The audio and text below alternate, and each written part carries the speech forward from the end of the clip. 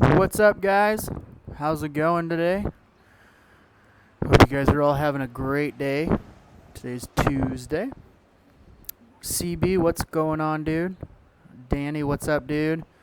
Um, so with VATSIM, I have figured out there's about 10 different things it could be, and I have tried about 8 of them, and still no luck. So we are no VATSIM again today, just for today, I'm hoping. I will be out of town for the next few days, so I won't be streaming until next week.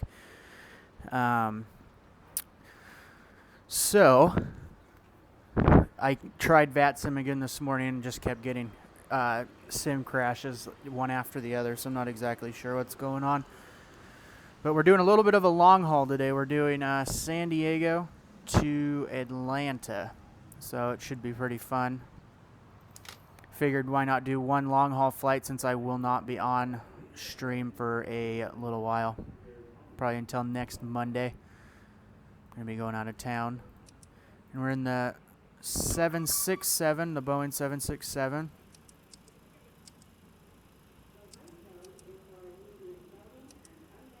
A little bit laggy here for some reason with my mouse. Hopefully that won't be a continuous issue.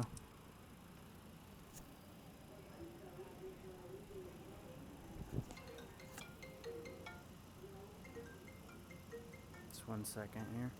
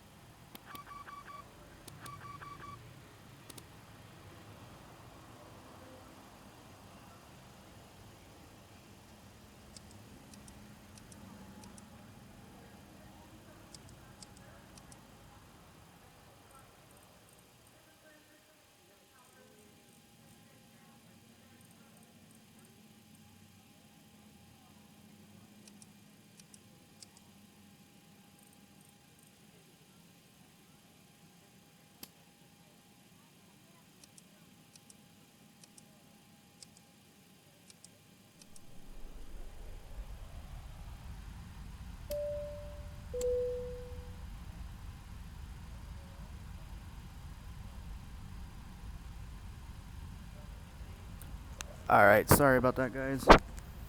Where are we going? We are going to Atlanta. So San Diego to Atlanta today in the Boeing 767. Although my mouse, it's a little bit better. My mouse was super laggy and it was driving me nuts. But yeah, I wanted to start the stream a little bit early since this is a little bit of a longer flight and I still need to pack for my trip.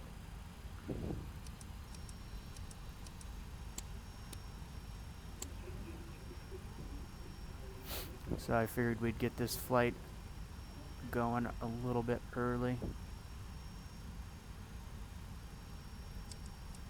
And back to the laggy mouse again. Oh man, that's annoying. Anyways.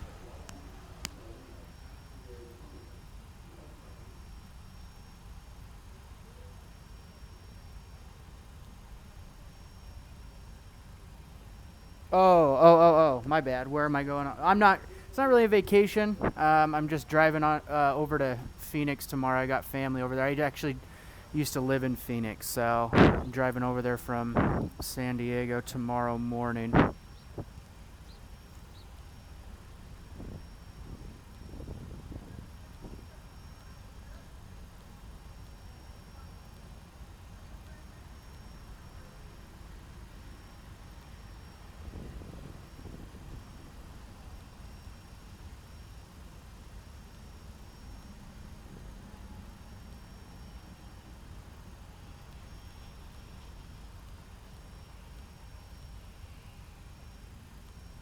taking off from 27.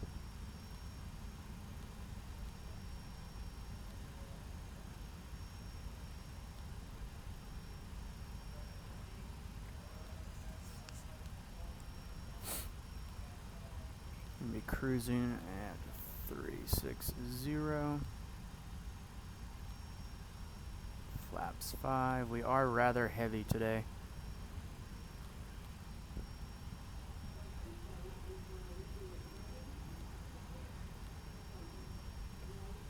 CG is 34.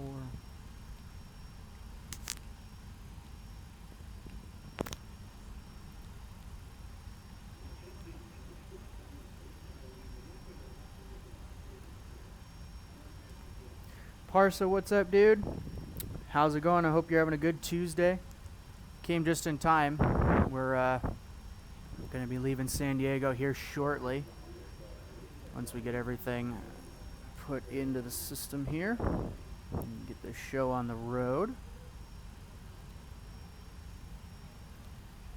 Flight time is about 3 hours and 49 minutes is what I am seeing. So we'll see how close we are to that. We should be fairly close.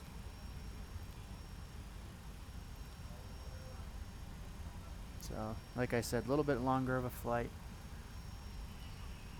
I actually had a different flight in mind. I was going to use the 7.5 as well, but the auto throttles and everything on the 7.5 are so messed up that I didn't want to even deal with it right now. It's not the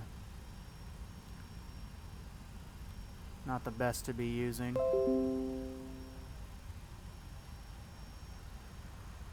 Computer's running low on storage, yeah, because I have so many simulation games downloaded. Alright, the arrival is 26.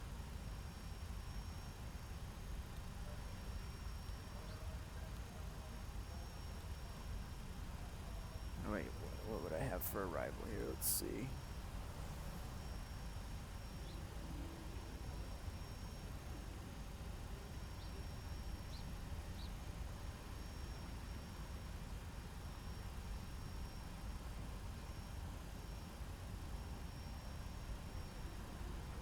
iOS 9 left.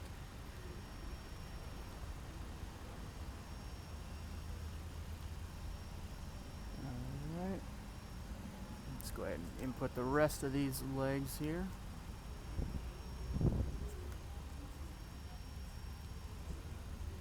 IPL.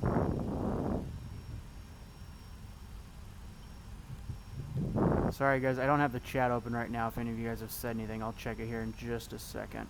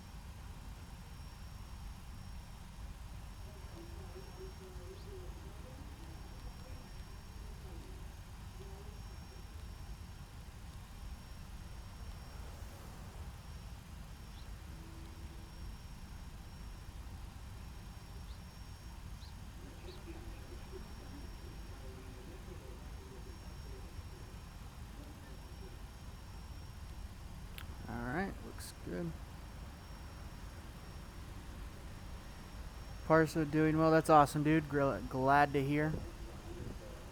All right, we should be good to go.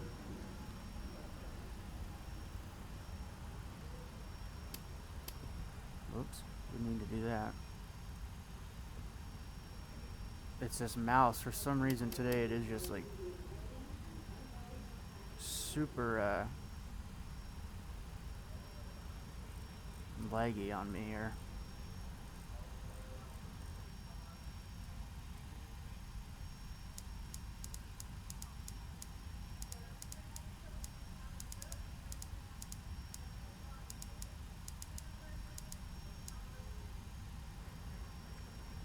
Alright. Go ahead and get the flight directors on.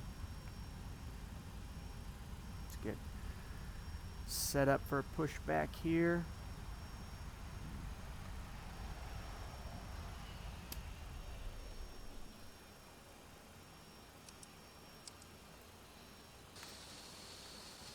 Pushing back, turning to the left.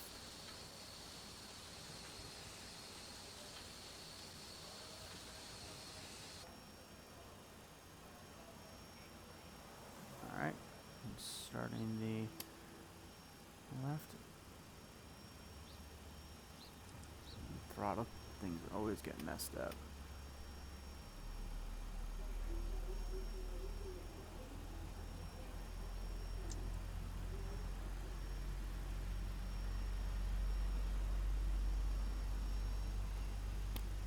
Alright, introduce the fuel.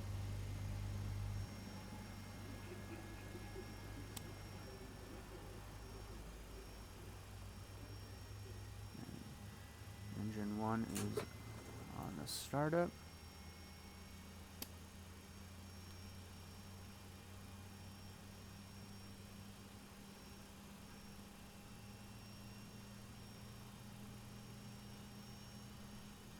Hoping the auto throttles will work better on this, because both these flight factor planes have auto throttle issues. Sometimes the 7.5 just a lot more than the 7.6. Alright, got a clean start on the engine 1. Let's go ahead and start right engine.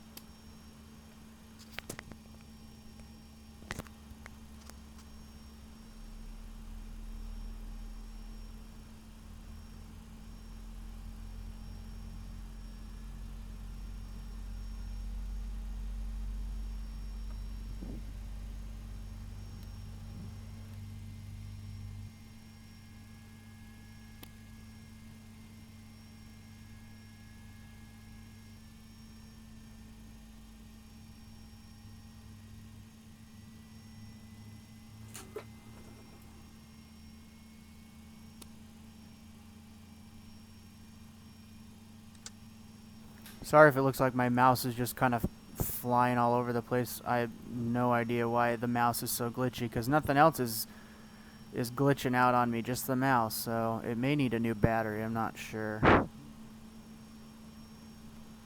Could be it, I'm not 100% sure though.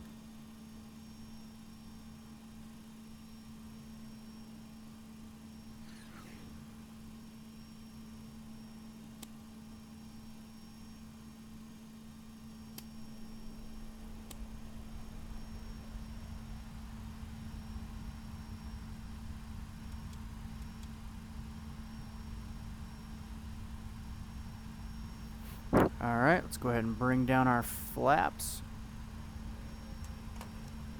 to flaps 5.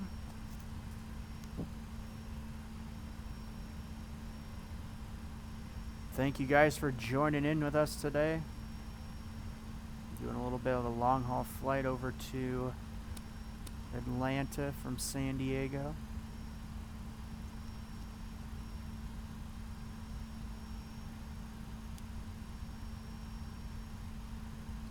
Alright, AP's off. We are good to go.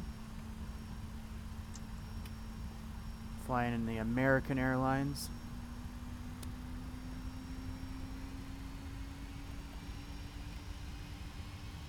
(767)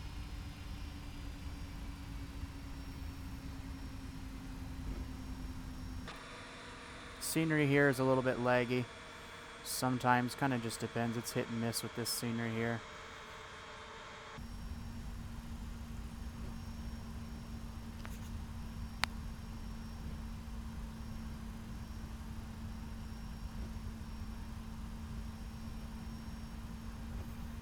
Yeah, today I was going to do Houston to Albuquerque to Orange County with the 7.5 and the MD-80, because the 7.5 is the biggest plane that can go into Orange County. I thought that would be kind of fun, but that 7.5 was just giving me a lot of issues with the throttles, so decided to hold off on that. Probably do that flight. I'm going to do something to Orange County, just because Orange County is a fun airport to fly into. So I want to do something there. I'm not 100% from where and what I would fly into there. I'd really like to fly the IXEG 7.3, but with the compatibility issues, that's another one that won't work yet.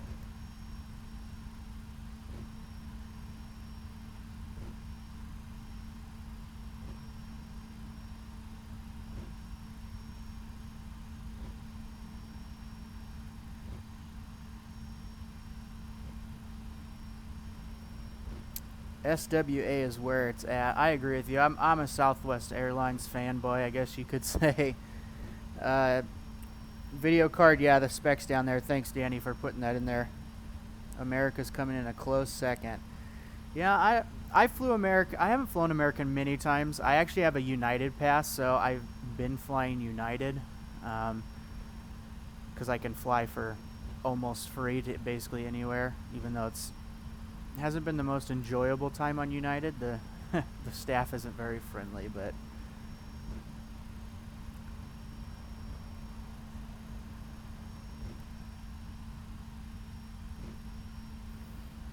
yeah, and it's funny. I have that GTX 1080 Ti, and I still seem to be getting frame issues every now and then, especially with OBS. But I think that's pretty standard for anyone.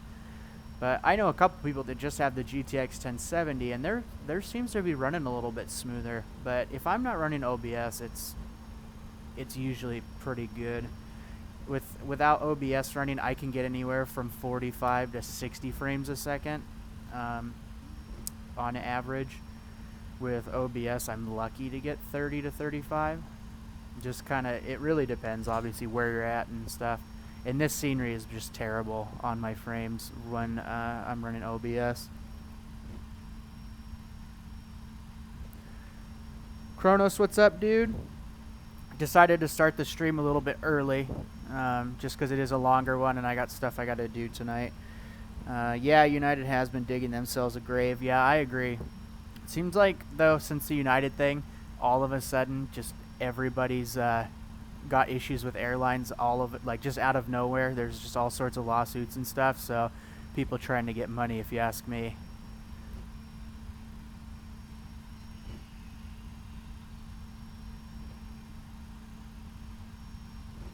Off landing lights. Yeah, the landing lights, I'll be turning those on. They're off right now. I don't turn them on until we get ready for departure, which is right now, so.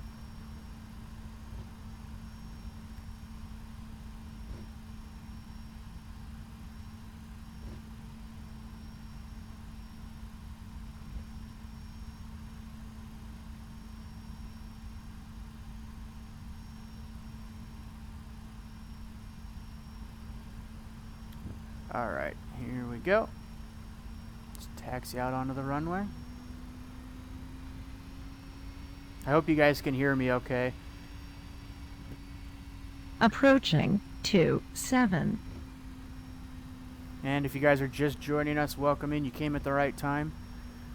Getting ready to depart San Diego on our way up or over to Atlanta.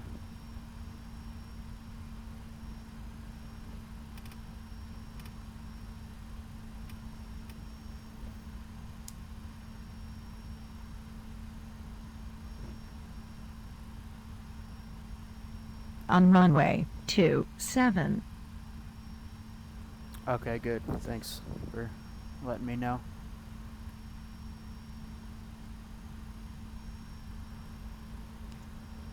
Alright, and here we go. Ay, ay, ay, every time. Sorry about that, guys.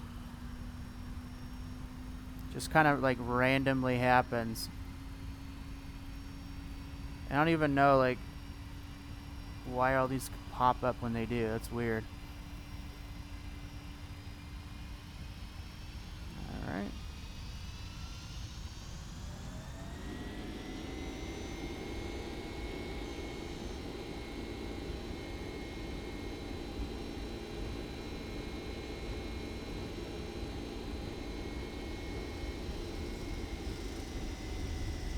Yeah, there goes the auto throttle again. What's going on here? Ay, ay, ay.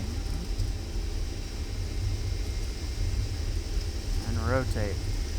It's those stupid auto throttles on this thing. I always have issues with them. Flight Factor needs to get it together when it comes to the auto throttle issues on both their planes for X-Plane 11. Every time the throttles will cut out on me when I do toga. It's terrible.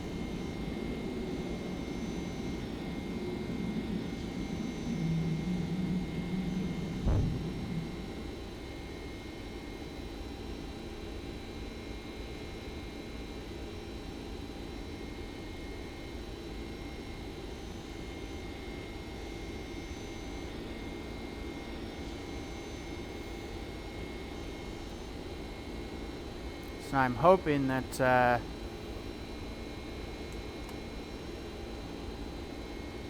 once I kick on the autopilot that the throttles will work this time.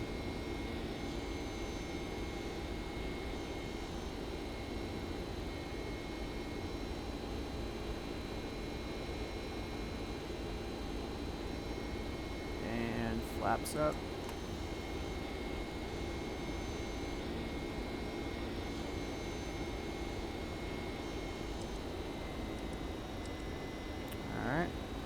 Let's see what the throttles do here. See, now they work, but on toga, it just never seems to work. It always tries to start powering back on me. And then it tries to throw out spoilers every single time. The 7.5 was actually worse. Sometimes the 7.6 works, sometimes it doesn't. Clearly today it decided not to work. Who are you flying with? I'm not flying with anyone right now. Just myself. I'm currently not on VATSIM because every time I go on there it just crashes on me, so.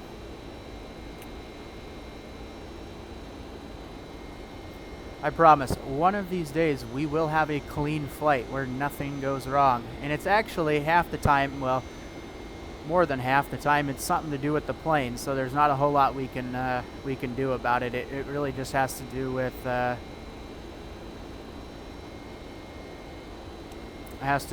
developers and not being able to create a well-working aircraft for the sim. And then it takes them so long to bring out an update for it that it's like we don't even have anything to fly. I will say that CRJ, the MD-80, those two are good. That A320 is pretty good. I mean, can't really beat the A320 there. It's pretty much perfect as far as cooperation and all that goes. But we're off the ground and we are on our way to Atlanta.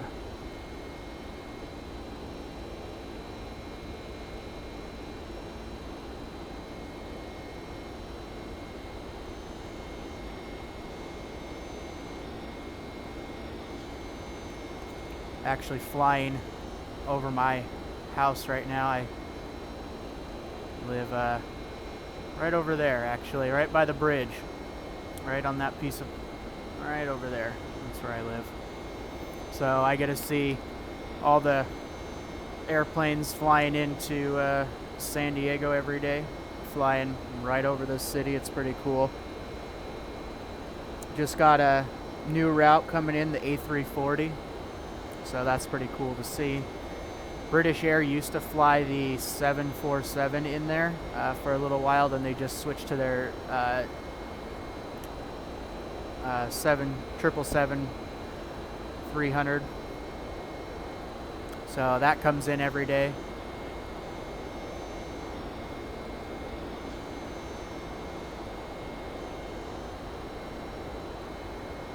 And then get a lot of FedEx DC-10s, UPS 767s, things like that, 75s.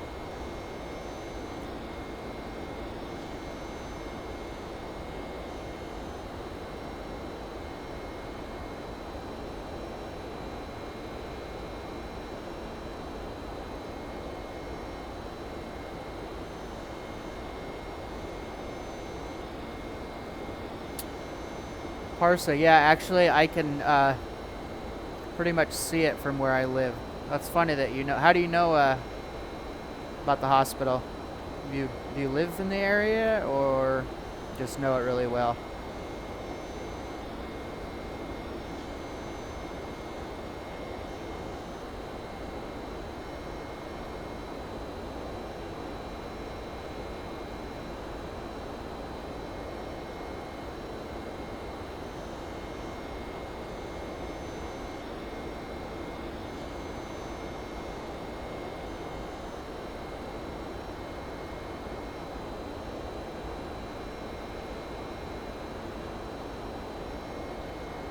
Really high cloud cover today.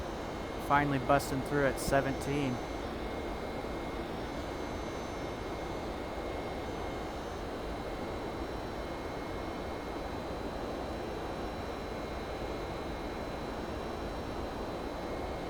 Oh, yeah. Well, that was a good call actually, because I do live really close to it. That's funny.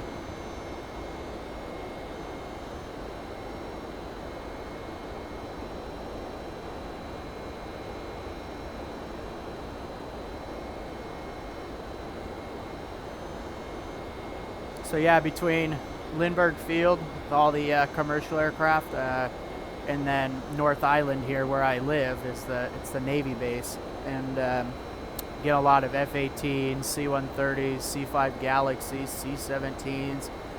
A lot of Black Hawk helicopters fly between the bay here all the time. They're going through. You get a lot of cool stuff flying around here. It's definitely aviators' dream area here. And then I'm only about 2 hours or so from LAX, so can drive right up to LAX and catch the low approaches on 24 right with all the heavies coming in right next to that In-N-Out Burger. It's pretty cool. How did the A320 flight go? It went okay. It wasn't too bad. Just been having the VATSIM issues. The A320, I'm definitely getting better at landing. That helps. And the A320 is just a better flying plane. You ever see the U.S. Coast Guards going up? Yeah, I actually do see them a lot. I see the Coast Guard helicopters.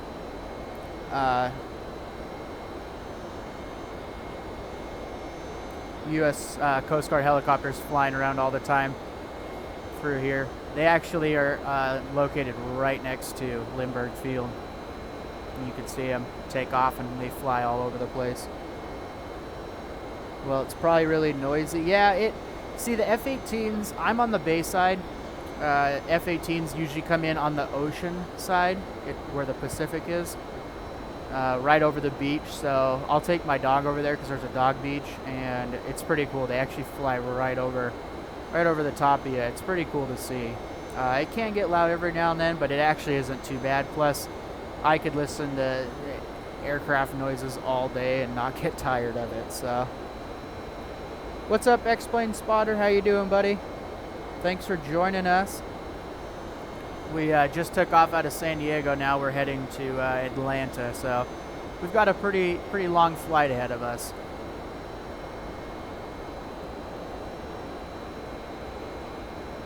I'm gonna see if I can open this door because, well, it wants to open.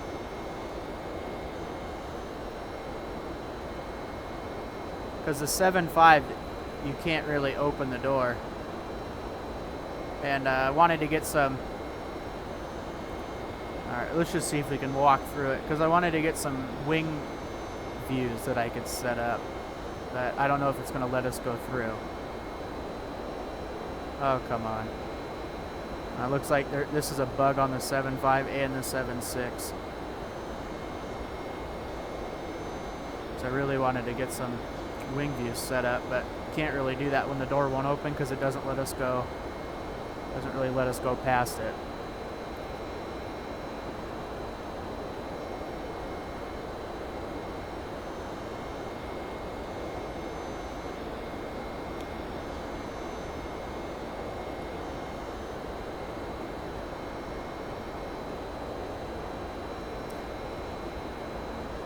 Yeah, and I've tried that too on both planes. Even on the ground, I've tried unlocking it, tried to open it, and it won't open. It acts like it wants to on this one, the 7.5. It even has where you can hold the hand over it to open it, but it doesn't do anything at all. So I'm not too sure the reason that what they do that for. And like I said, I'm sure it's just some sort of like glitch or something like that, because you can't do anything here, nothing there. This is the only place it allows. And see, it wants to open, but it won't.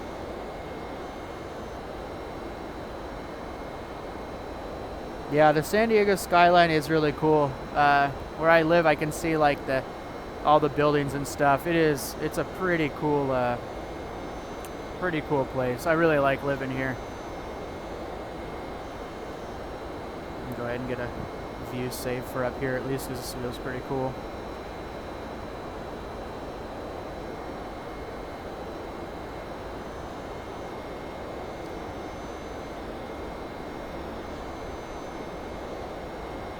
Enter the correct password. If there is a button, if you guys know where it's at, let me know, because I don't know this plane that well to know if there's a button or not.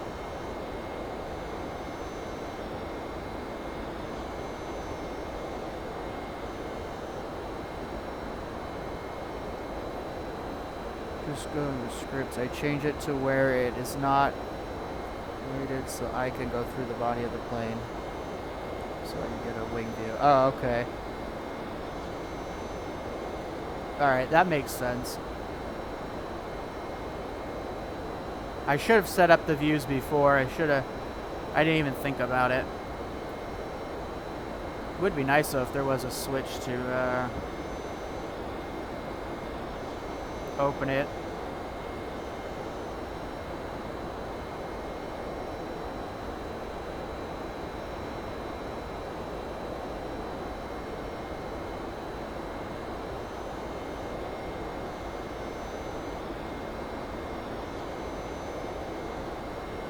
I'm not seeing anything on here for that door. Oh well, no big deal. I'll get it set up for the next flight. I definitely am going to do one with the MD-80, because the MD-80's wing views, oh man, they are so cool. Love the MD-80's wing views. Looks like you're actually like in an MD-80. It's pretty realistic.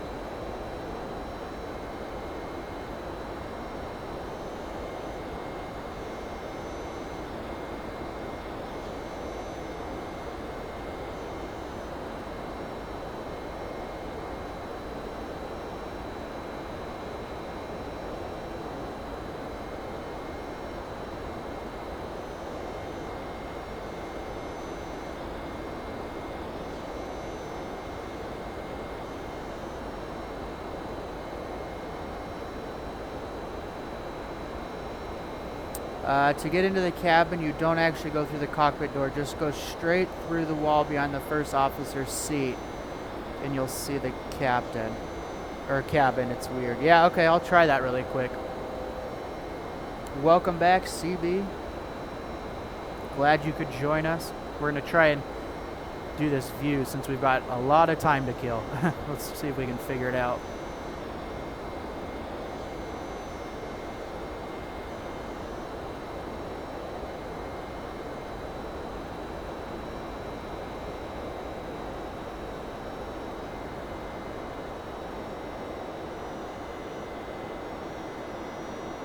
And look at this. Parsa with the save.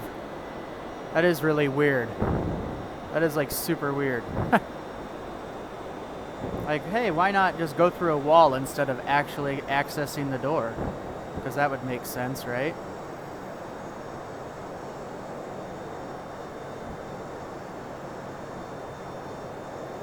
Get a couple wing views set up here so when we do our landing we can get a great replay.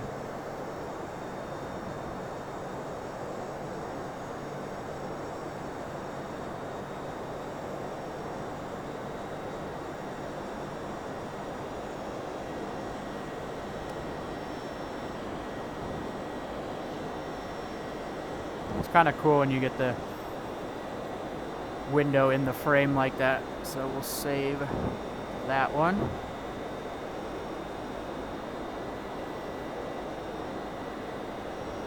Do you know airplane devs these days? Oh, dude, I know. It's getting out of hand.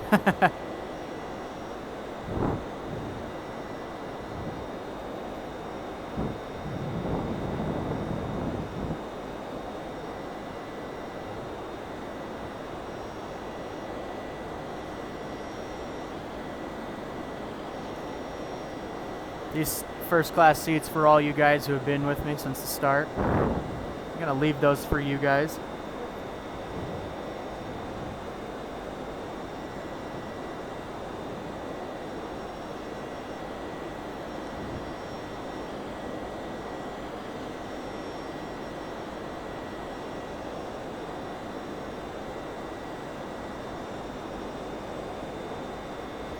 Can you go into the lavatory? Oh, well, that's a weird lav right there. It's very interesting.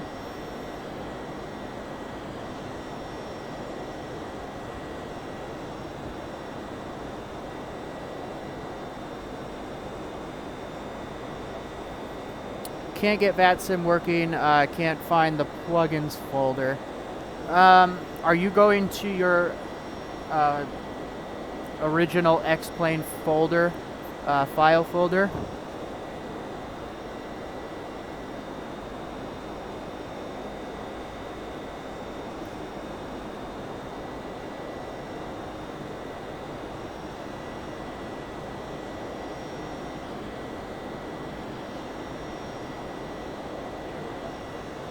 Oh, okay, hold shift. Okay.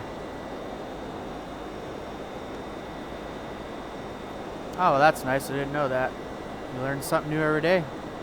Thanks, CB. That's awesome. Yeah, if you go to the X-Plane folder.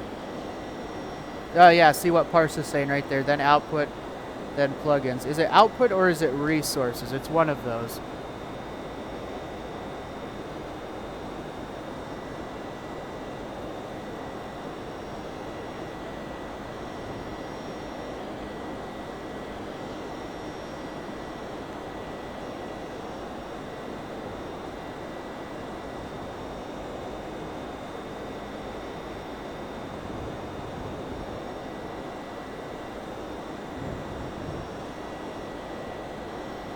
Boy, we're just cruising on through now.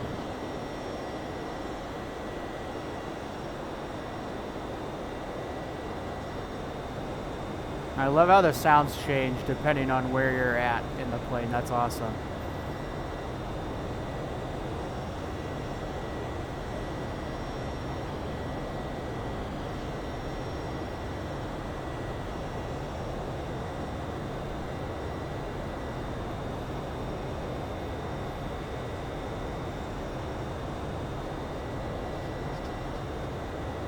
Yeah, hopefully it'll work for you. Because I'm still trying to get mine to work again every single time this morning. Just it's crashing on me, so not exactly sure what is the issue.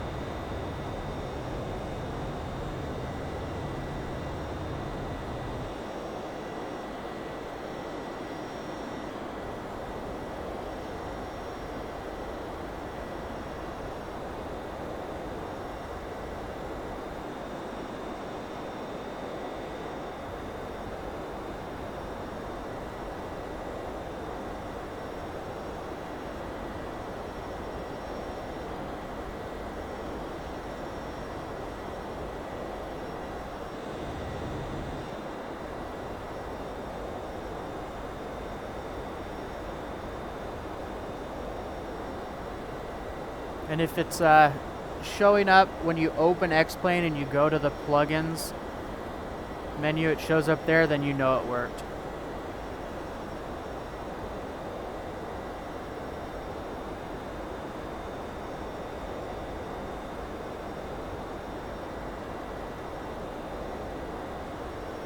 Still trying to find someone that can help me with my Ortho 4XP. Haven't found anyone yet.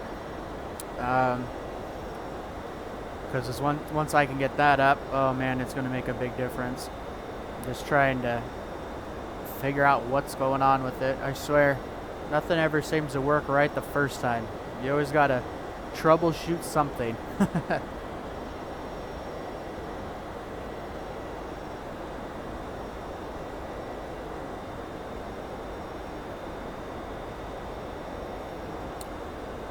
You're excited for the SSG CRJ 700? Yeah, me too. It'll be awesome when that comes out. Anything, I mean, that 200 is awesome, but it would be nice to get a CRJ that's a little bit bigger.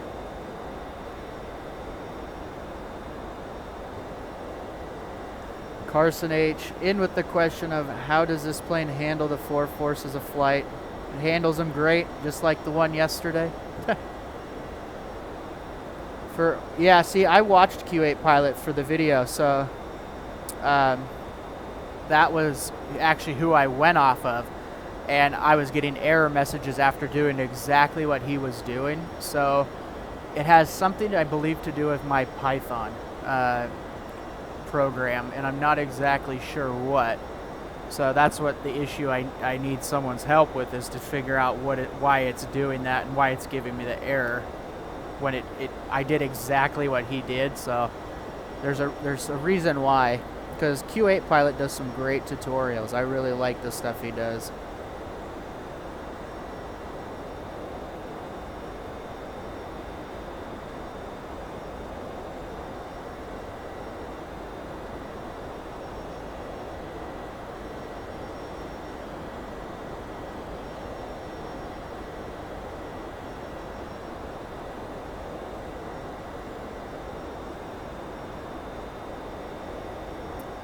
Yes, the Python snake is biting the wires in the PC. Exactly.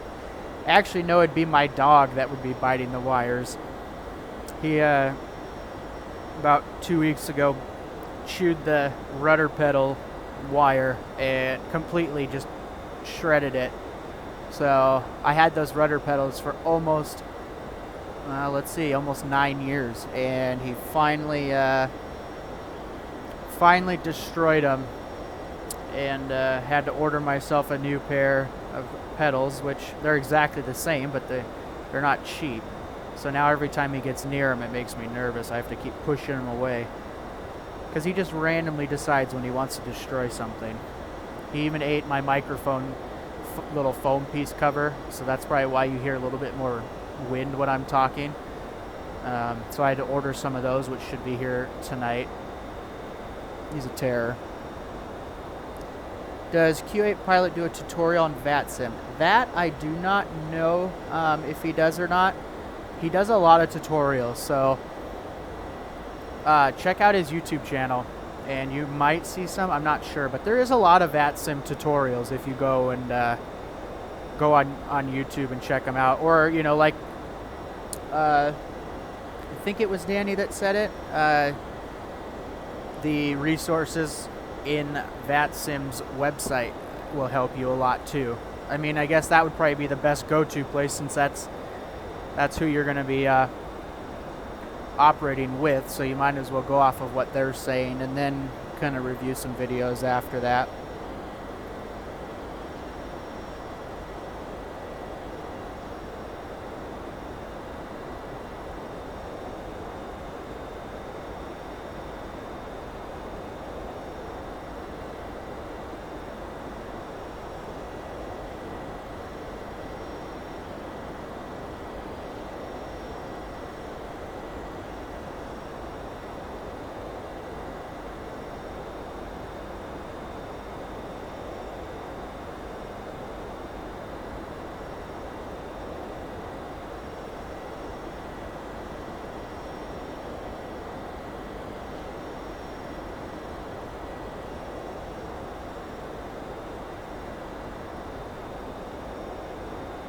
I like VATSIM, but at the same time I don't. If I want to request clearance, I can barely read back because their microphones are... No, yeah, 100% agree with you.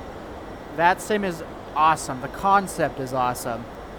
However, yeah, it's really hard to hear them, first of all, not only with my extremely loud sound issues in my headset, but it's really just hard to hear them in general because they just don't come through clear. They're either staticky or they're so muffled that it makes it very hard to hear them. And it's very annoying because you want to be doing a clean, you know, communication transfer back and forth, and it makes it really hard.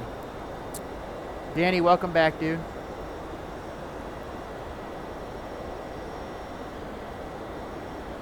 Yeah, exactly. And I feel like a fool when I'm always having to ask them to repeat it, because then as they repeat it, they have like a different attitude as they repeat.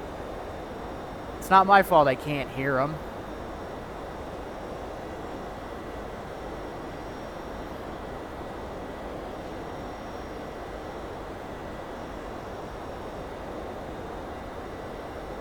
And you know, I don't mind them like delivering a IFR clearance to you fast. Like I have no issues hearing it or, you know, understanding what they're saying, but they can't say it fast when they're coming in staticky or muffled, because then you just hear bits and pieces, so you absolutely just murder your read back.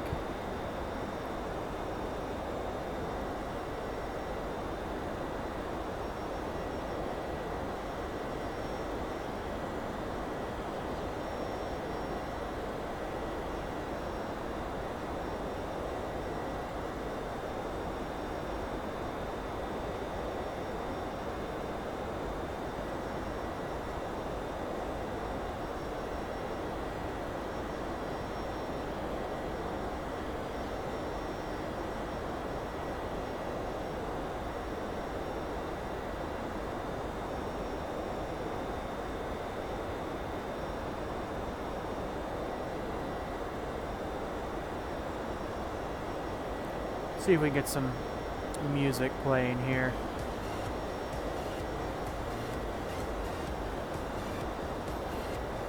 Hopefully you guys can still hear me with the music in the background. I don't have the music up very loud, so I'm hoping that you can hear me.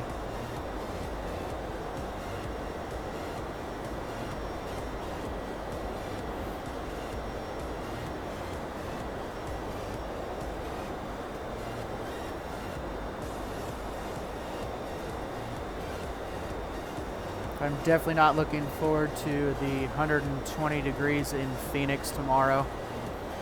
It's not going to be fun. I'll be happy, or I'll stick with my 80 degrees here. It's definitely a lot better.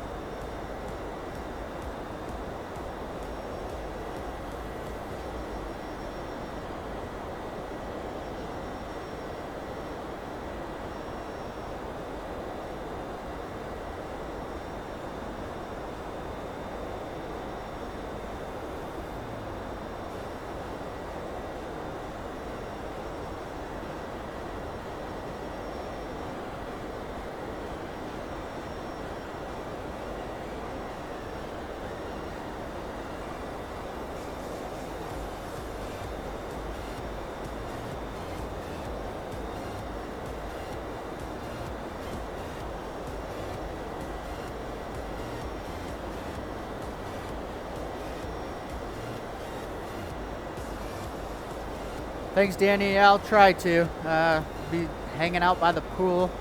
And actually, probably it's too hot even for that. My dad says the pool temperature, and it's not heated, he said it's about 92 degrees in the water. So the water's a little bit warm. It's like bath water. You live in Oklahoma City? Oh, so it's probably humid there then, isn't it? You're checking your X-Plane right now? Okay, cool. Let us know how it goes. Here's a great read for you guys. Canceling flights going into Phoenix actually today and tomorrow because it's so hot.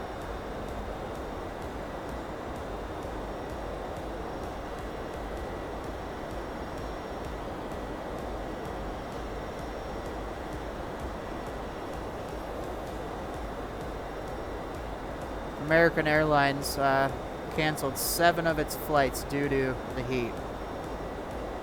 43 of them have been canceled Tuesday for the regional flights.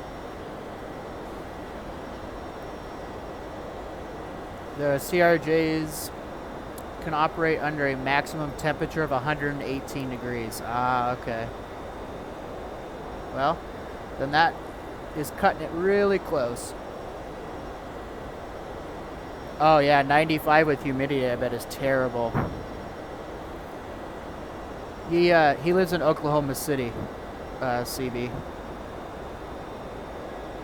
But I bet Miami's just as bad. One of these days I want to use my United Pass and fly to Miami just to check it out down there and experience some of that humidity. I heard that's pretty rough over there.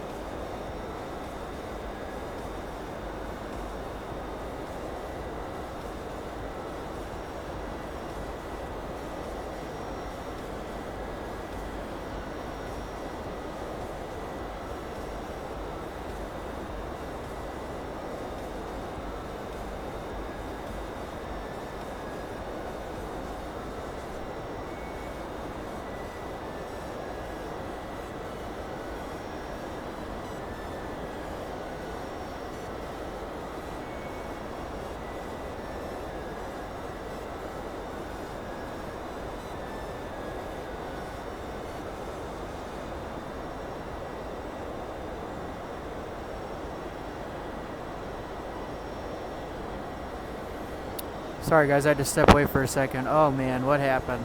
Nightbot gotcha. Must have been, oh, from all caps. Ah, okay.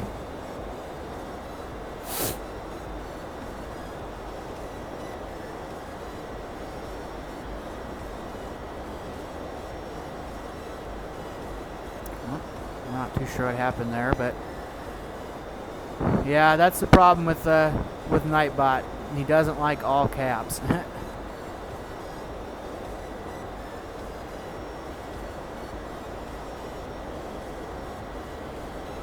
Nightbot doesn't mess around. I can't even tell him what to do. He kind of just does his own thing.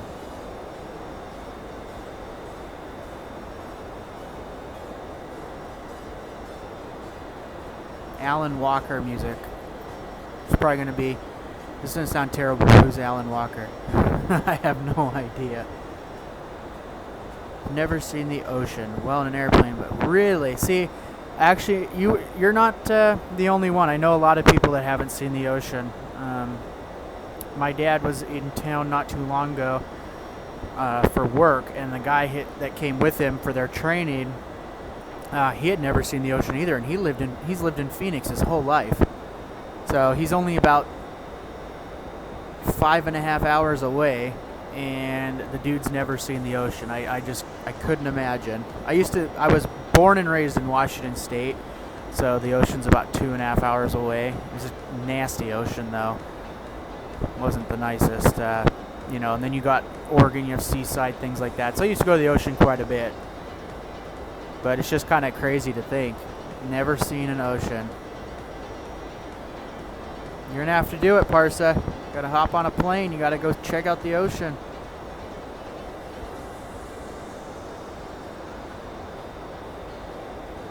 No, I'm terrible at knowing who musicians are.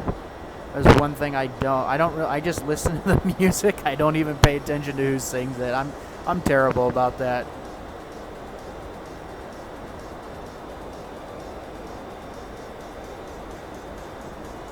What's going on? I am who I am.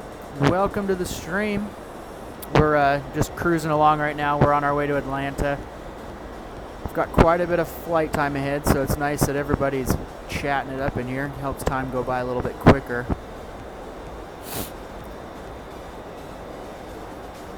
I am going to step away really quick, get something to drink, and I will be right back.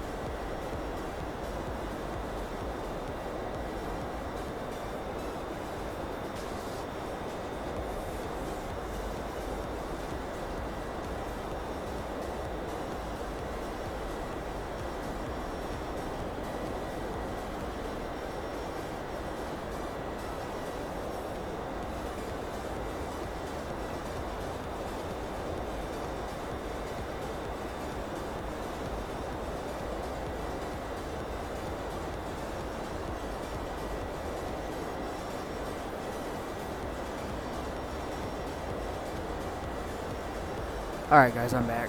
My longest plane ride I've been on is from Frankfurt to Germany to Houston in an A380. Holy cow, that's awesome. I'm very jealous. I want to fly an A380 so bad, or even a 747. Yeah, either one of those would be amazing. Biggest plane I've been in was a DC-10, and that was on a flight back when I was a kid. So that was actually pretty cool though. I don't remember a lot of it because I was younger, but it was a flight to Hawaii, and flying on a DC-10, you don't get that hardly anymore, if at all. A lot of them are cargo planes now, so that's pretty cool. Going to London in a week. Well, that'll be awesome. Enjoy that.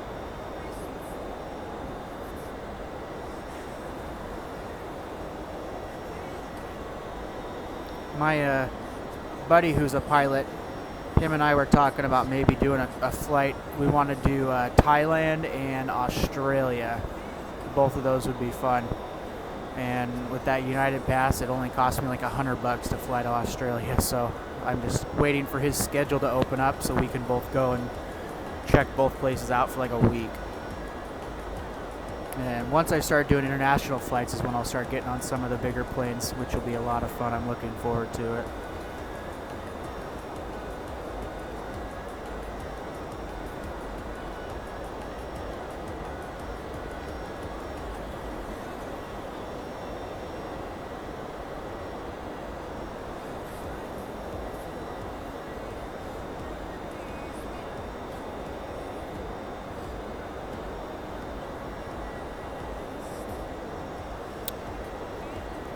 What's my favorite airline? I'd have to say there's something about Southwest. It's not just the actual flight itself. It has to do with the employees, the overall experience. The prices are great. They're just, I don't know, they're just more of a, for, your quicker flights.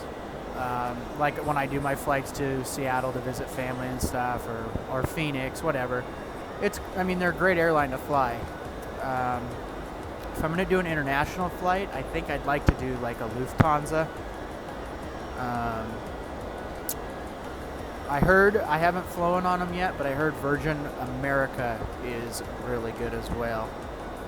They're like one of the best, which I guess now Virgin America is Alaska, which all their paint jobs, it's going to be weird because all the Virgin America planes are expected to be repainted in the Alaska paint by, I think it was 2019. So it's going to be really weird seeing Airbuses with an Alaska Airlines paint job.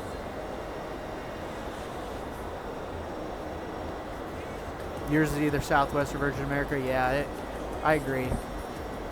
United Express. You like United Express? My buddy used to fly for United Express, actually, before he went over to SkyWest.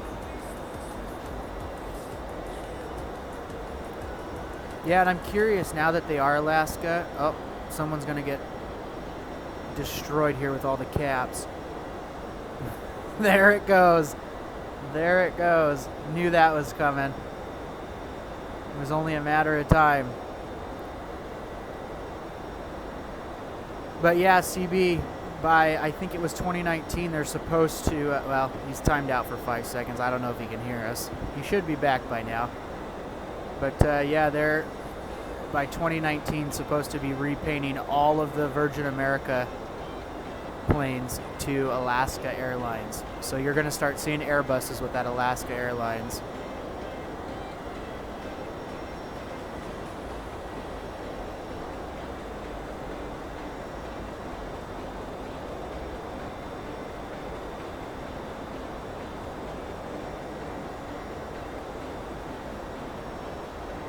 Welcome back, CB. Nightbot destroyed you again. Yeah, here he goes. Dude, it's gonna time you out longer, I think, after a certain period of time. It's gonna time you out for like 600 seconds. I kill bugs dead. Oh, 90 seconds now. We lost him. 90 seconds. He is done with Nightbot.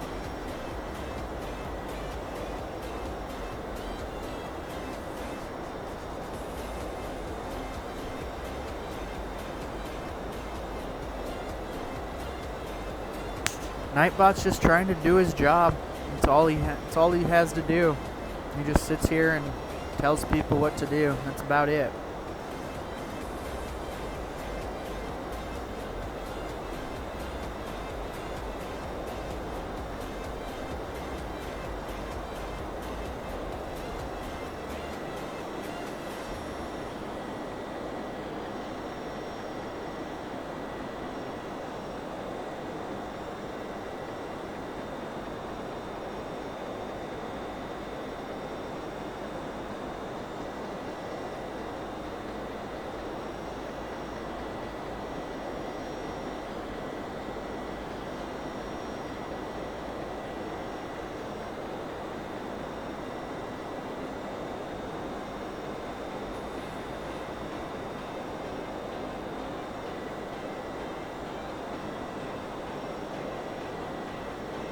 It's awesome. All you guys are still hanging with us. Glad you're here just chilling. hopefully having a good time. It's the only bad thing about these longer flights is that it's hard to stick around through it all because we're just kind of sitting here letting the plane do its thing. So that's the only hard part, but I'm glad you guys are here. I'm doing what you did last stream. I'm landing at Palm Springs. I want to experience the short runway. Yeah, that'll be a, and you hate Nightbot. Yeah, a lot of people don't really like Nightbot because the only time he shows up is to banhammer them out of here. But yeah, that Palm Springs flight is fun. And download the scenery for it. The scenery at Palm Springs looks awesome. I was actually very impressed because it's a freeway. I was gonna say freeware. It was free scenery. So it actually it looks really good too. And I don't know if you got where you guys get your scenery. I just find that I think it's called Gateway Scenery. If you type that in on Google, the Gateway Scenery, you will find that there's like a search there, and it basically will find the best scenery. Yeah, the scenery's free. Yeah, I think it's Gateway Scenery on Google, and then you just search for the airport, and you can basically get any scenery that's available that's free. There is a lot of payware that you can get on the .org store, and I've got a few of those, but most of it comes from that Gateway Scenery just because it's going to find you the best free scenery, and it's awesome. If I want the KSLC scenery, I have the free one. Which one do you have? And how would you be able to give it to me? Because have you used it or used the key for it? Because if you haven't, then it would work. But if you use the key, then it will give us the boot, and we'll be in trouble for sharing a purchased item. It's kind of been going on a lot lately on the forums. People are starting to share keys to certain aircraft, like the IXEG 737. People are sharing that product key and then getting busted, and they're losing access to all of their stuff. It's pretty rough.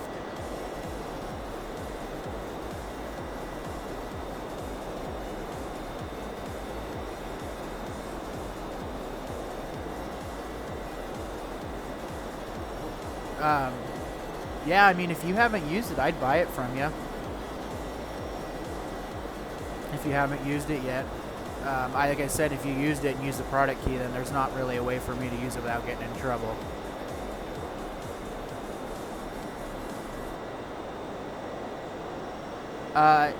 It's illegal if you gave me the folder after you used it. So if you purchased it and you used it, then yes, because basically you're buying it and then sharing with everyone else. So it's not, technically that's against the law.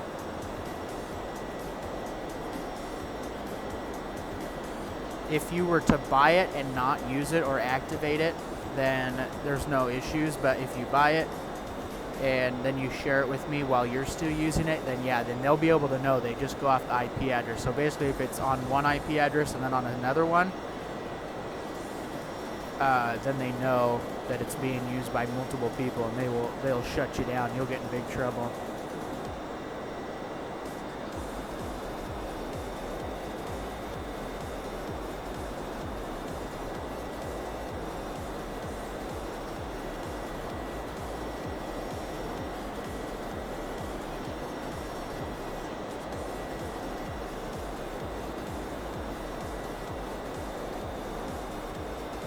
Yeah, no problem. Yeah, I just don't want to get you in trouble or anything. So I definitely wouldn't recommend sharing it with anyone if you've used it. But as soon as we hit 1,000 subs, I'll be giving away something for you guys. Once we hit 1,000 subs, I'm going to do that X Enviro. Or I'm just going to do X Enviro or a $75 gift card for the X-Plane store. So you can't really beat that. All just for hitting that subscribe button.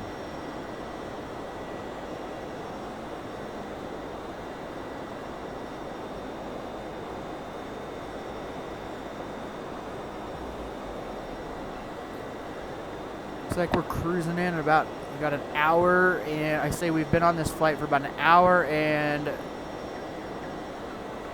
10 minutes so far. So we've still got a little ways ahead of us. Got quite a ways ahead of us. So thanks guys for hanging out with me. Yeah, 75 bucks, because that's X-Enviro. That's what it costs, I believe. So here, let me do this so you can check it out. If you don't have it, if you don't have X-Enviro, I highly recommend, if you were to win, to take the X-Enviro, because it's awesome. Like, that's what I use. I absolutely love it. It's so much better than the regular out-of-the-box X-Plane scenery.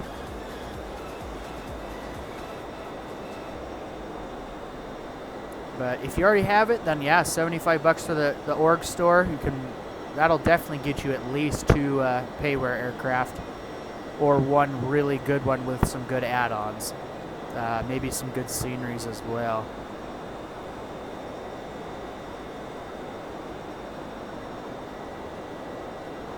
CB, if you're still on here, did you get your VATSIM working yet, or what? How do you get better FPS than the default clouds? Or do you get better FPS? Honestly, I got X-Enviro right away when I got this new computer, so I don't know, because I had it the first time I flew, I had X-Enviro on. I don't really even notice a frame drop at all. Every now and then, if there's a ton of clouds, then yeah, the frames will drop. But for the most part, I really don't have any frame rate issues with the clouds. They've optimized it quite a bit, and they're going to be coming out with another update soon, so it's going to make it even better, and they'll probably optimize it even more, so there won't be hardly any hiccups at all. You didn't get it working. Okay, so is it there when is the Squawk Box there when you go to the plugins? Because you downloaded Squawk Box, correct? And then when you when you go onto X-Plane, is it in the plugins selection, like when you drop down? So like when I go up here, is it say X Squawk Box and have this, or does it not have that yet? Because I guess we got to figure out from there.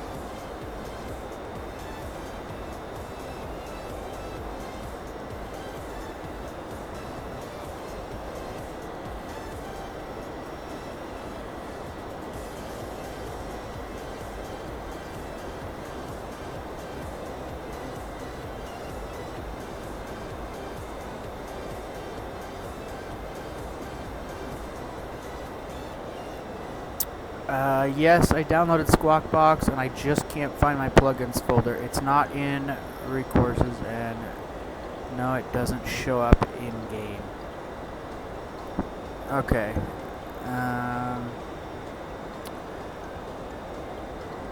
Or resources. Okay, so we're gonna try and minimize this. Actually, I might be able to just do this. So here's my X-Plane 11 folder. This is where I have all my stuff. If you go to resources, it's going to be right here. And then you'll go to plugins folder right here. and then you just drop in squawk box. See, so I have squawk box right there. So you'll just drop it in right there, and it should be working then.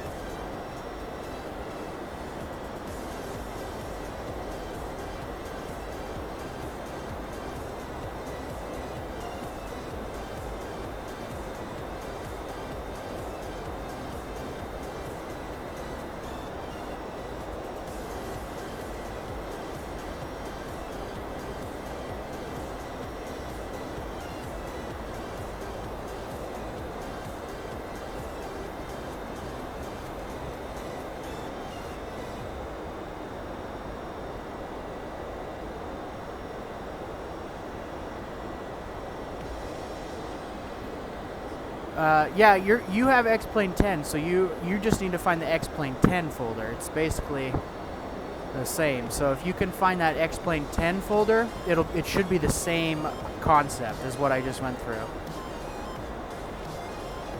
That's the shortest runway ever. So today's flight was going to be to Orange County. Orange County is definitely, I believe, a little bit shorter. Let's double check here really quick. I'm curious.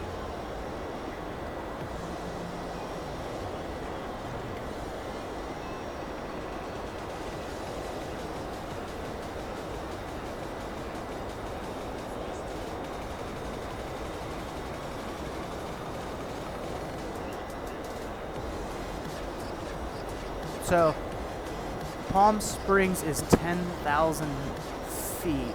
The whole entire runway is 10,000 feet. Now it's not all, so 10,000 feet. Let's check out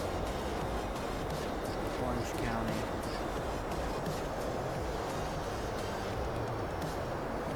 Yeah, I would definitely try Orange County. Orange County is half of that.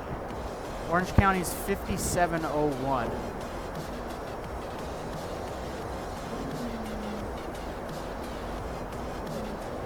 Sorry if you guys hear my dog growling. He wants to play.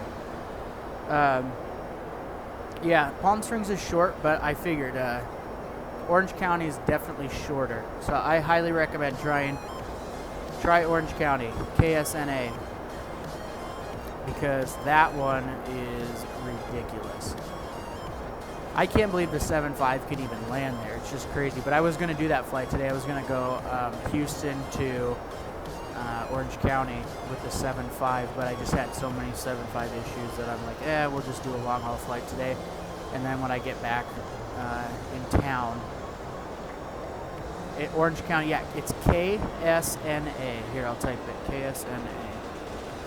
And download the scenery for that one too, from that gateway site.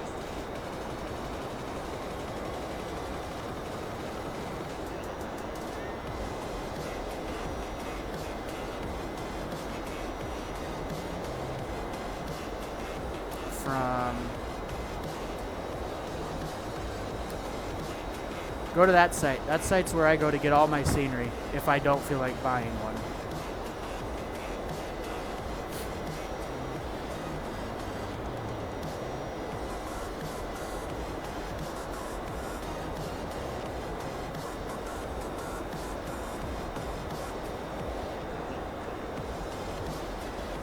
Oh, you have the what is that? Is it George Bush International?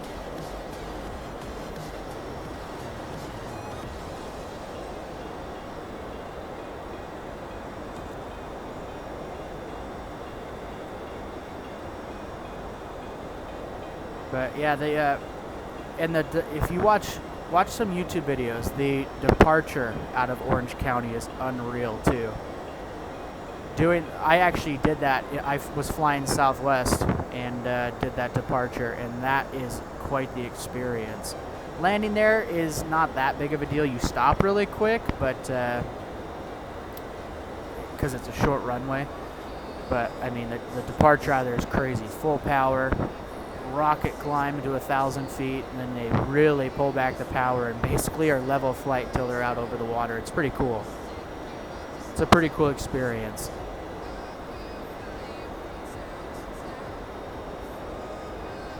Let me know too if you can, since you found that X-Plane 10 folder, let me know if you got the VATSIM working now. Because if you go to the X-Plane 10, then you go to the resources, then plugins, you should be able to get it to work now.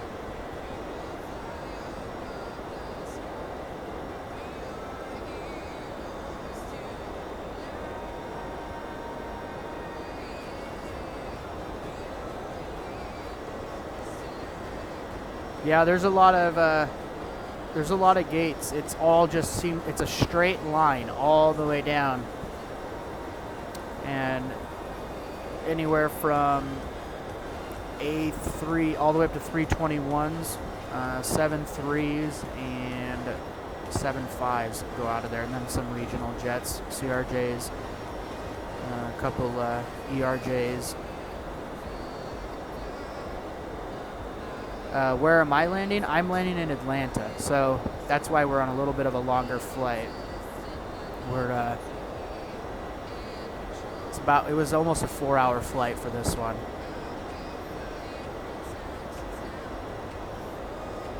And I don't know if you guys have seen the video, but Orange County is where Harrison Ford flew in. I believe it was in a Piper Cub or something like that. And he was supposed to land on 20 left, which is where all the general aviation aircraft usually land, the smaller planes. And he actually landed on the taxiway, and he flew right over the top of an American Airlines 737. So needless to say, he got a number to call when he landed. I don't really know what else went into that, but yeah, they even have it on video. It was pretty crazy. I don't even know how you realize, like, I know Harrison Ford's getting old, but really, how do you not know you're landing on a taxiway? That's insane. I do know that in Seattle that was a big deal because it was, I believe it was 16 left, center, and right. And then right in between 16 center and 16 right, there's a huge taxiway that actually looks like a, wait, the story is real. Yeah, it's a real story. Look it up on YouTube or Google. Just Google it and it'll come up. But yeah, there was a huge taxiway, or is, right in the middle of 16 center and 16 right. And apparently it's pretty common for planes to make a mistake because on the airport diagram it actually says specifically not a runway, or like this is a taxiway. It's crazy.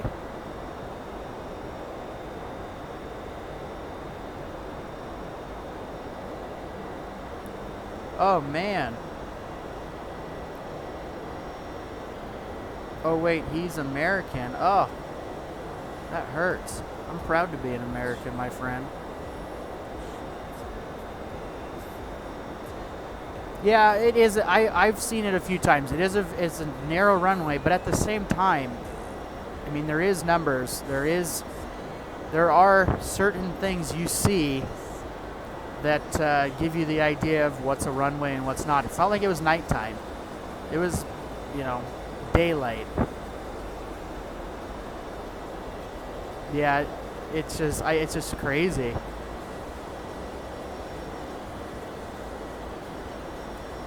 I think he's at that stage now where he probably shouldn't be flying anymore. I know he did have a incident not too long ago. Oh, you're American too?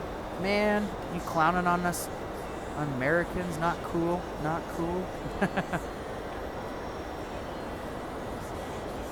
Dude, we're all about sarcasm here. Don't worry about it.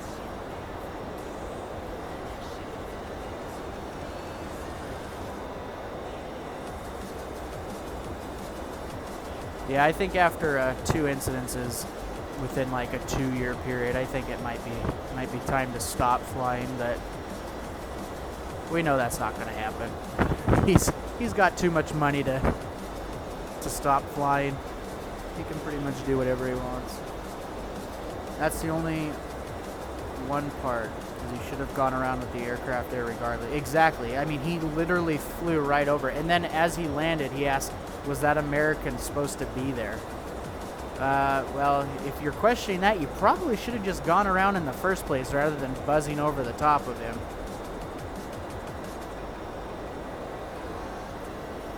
What aircraft are you flying, CB, and what pushback? You need to get X-Plane 11. It highly recommend it.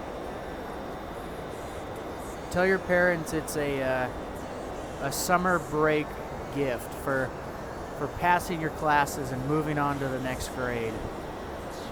Tell them you need X-Plane 11.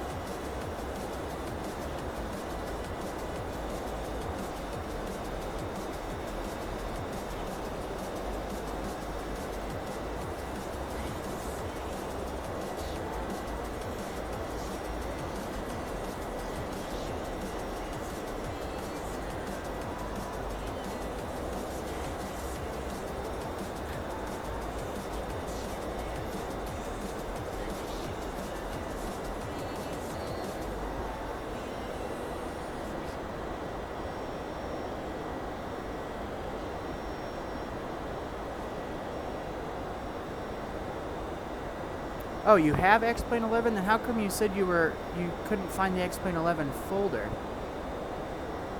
But you found the X-Plane... Or did I read that wrong?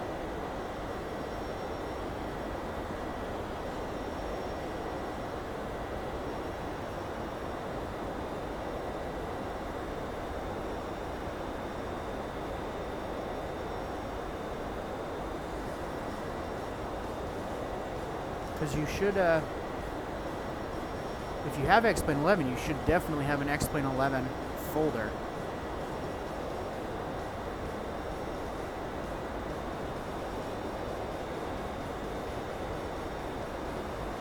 And figured, you know, I'm not too sure who's in here. So if you guys haven't yet, thanks for joining us. If you haven't yet, go ahead and hit that like and subscribe button.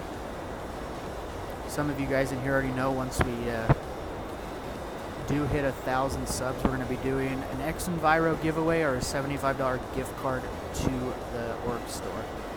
So it's pretty simple. Just hit the sub button. You don't even, I mean, likes are great. I appreciate it, but you really don't have to if you don't want to. But if you do want to win something or have a chance to, hit that sub button. Take just a second.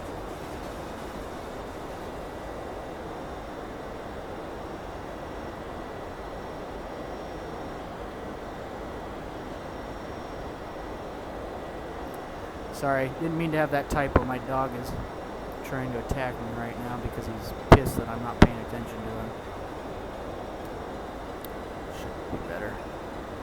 This is just the link to that X-Enviro if you guys want to check it out.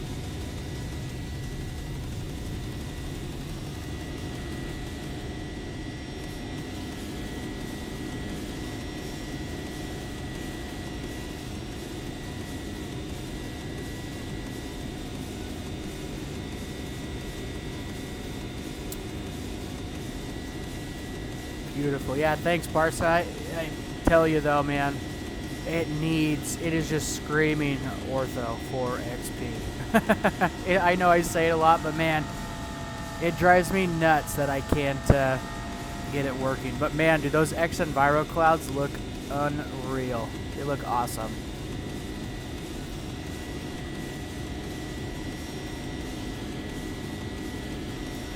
So I'm trying to figure out, I know I've asked you guys once, I'm trying to figure out for Monday's stream, since I will be back in town on Sunday. Gonna do Monday's stream. Trying to figure out where should we go and what should we fly. So I'm gonna type in, this is what I have as far as payware aircraft go. So what route should I fly? I'd like to, because this one's a long flight, I'd like to do a shorter one on Monday. Maybe do a couple legs like we normally do rather than just one leg. So you guys give me some ideas. What would you recommend? What should we do? And that way, if it's a plane I haven't flown in a while, I can kind of fly it the route a few times. Kind of get back in the groove of flying it.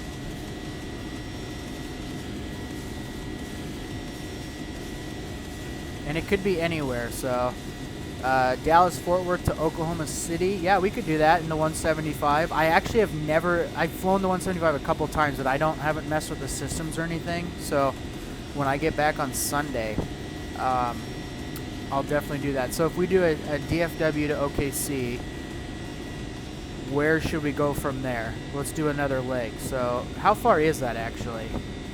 Yeah.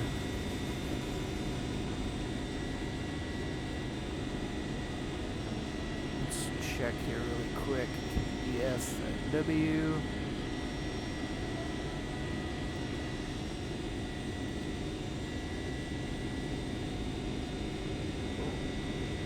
Oh, that's a super short flight. That's only 158 miles. Yeah, that'd be awesome.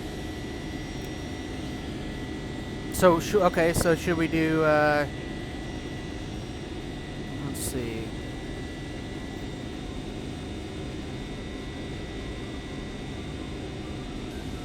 Maybe we could do Oklahoma City to Dallas, Fort Worth, and then what is it to Houston? Is it pretty quick from there?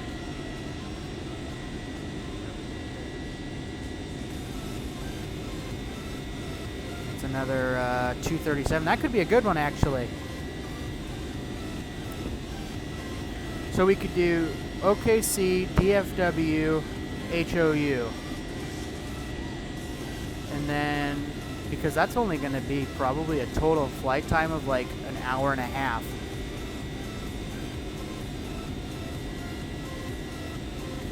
Maybe we could get one more leg in even.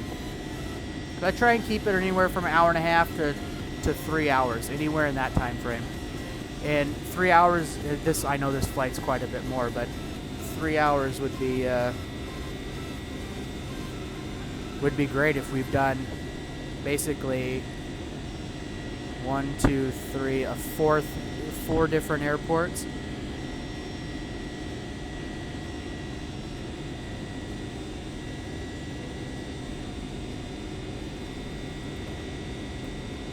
Let's see, what is another option?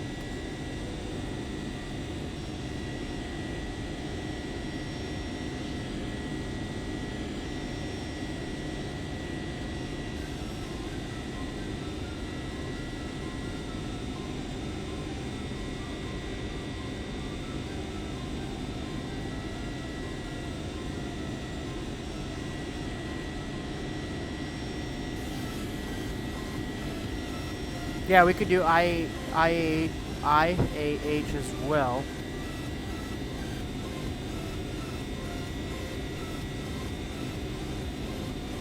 Uh-oh.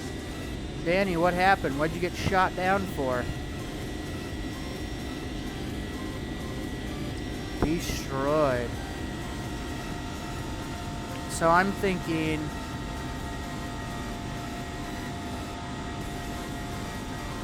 Yeah, we could do that. We could do a DFW, or what we could do, because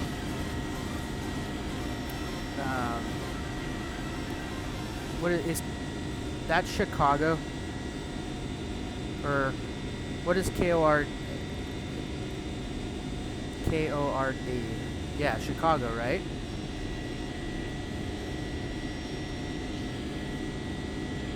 Well, I know they're the identifiers. I meant like what airport? America. I think Kronos wants us to do some UK flying.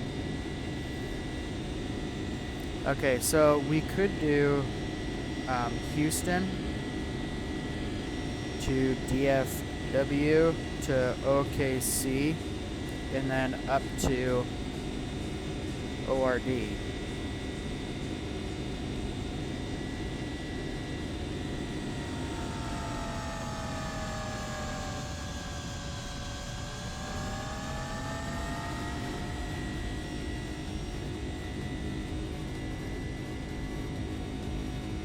That's another 600 miles. So that one we may not do the one to Chicago, but I think a Houston to Dallas to Oklahoma City would be cool.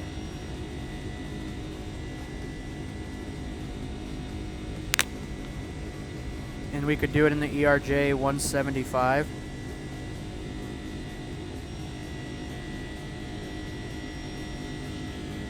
Use the Delta Express livery.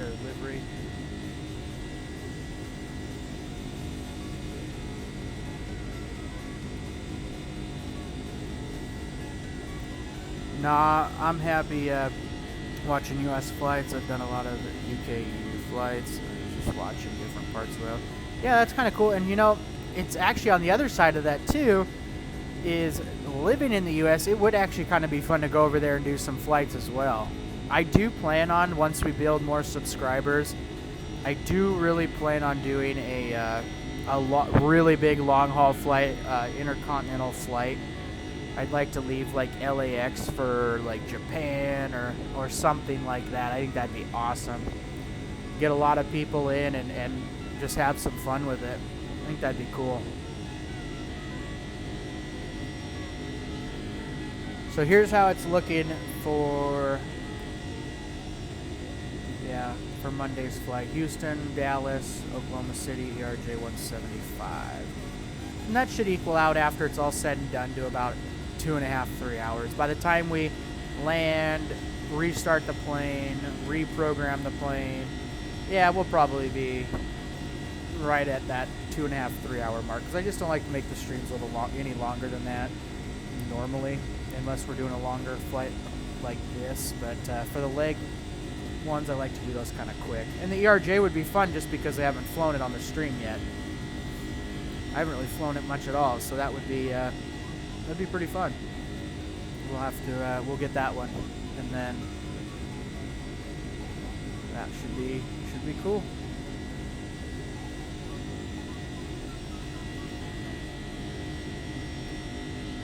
I once did London to China flight back at FS 2004. It was the Boeing 777-200, I think. See, and I was thinking about getting the 777 on here, but I don't know. I've heard it's 100% X-Plane 11 compatible, but I heard there's a lot of system issues still, so maybe it needs an update. I think the A330 would be great. I mean, the A330 is basically the comparable to the 777, maybe 767, but and we have the 76 that can fly for a long period of time too, but for the long haul like that, I think the A330 would be fun to do something. But like I said, I want to get some more subscribers before that, so we have more people joining us on that flight.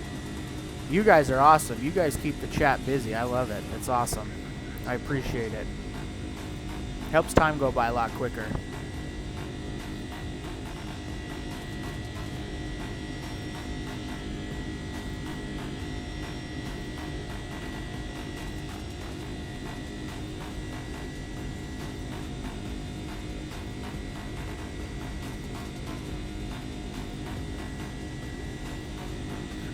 Just landed at Greene County. Where's Greene County? Do the A330-200 freighter. Is the A330 from JAR, do they have the freighter option as well?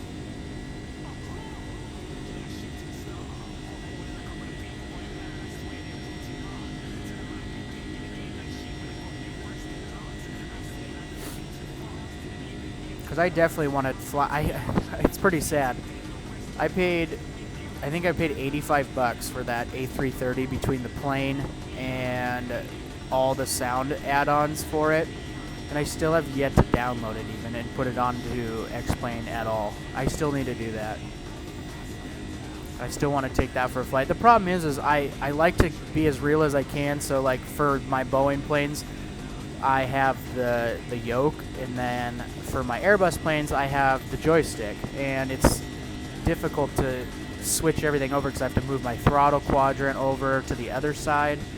Gotta move all my yoke, my everything out of the way. I have to unplug it and basically put it away and then get the joystick out. So like I was doing the A320 for yesterday's flight, and then today I did the 7.6, so had to basically reconfigure all the cords and all that stuff.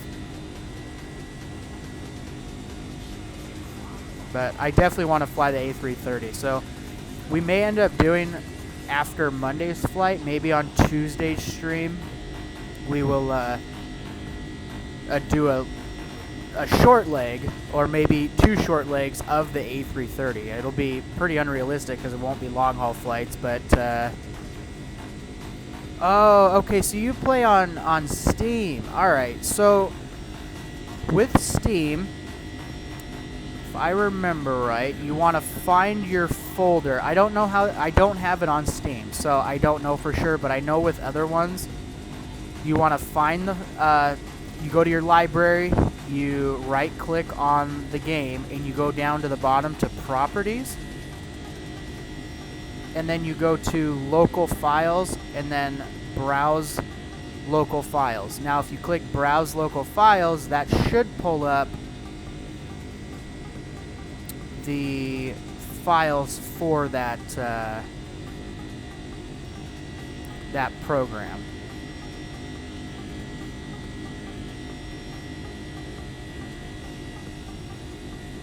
I believe. Now, can't hold me to it, but I oh god, he got someone. Parsa, he gotcha. He gotcha. Nightbot with the kill. His KD has got to be just insane. Oh man. What do you even get you for? You wanna dance. Wow. Threw that challenge out there.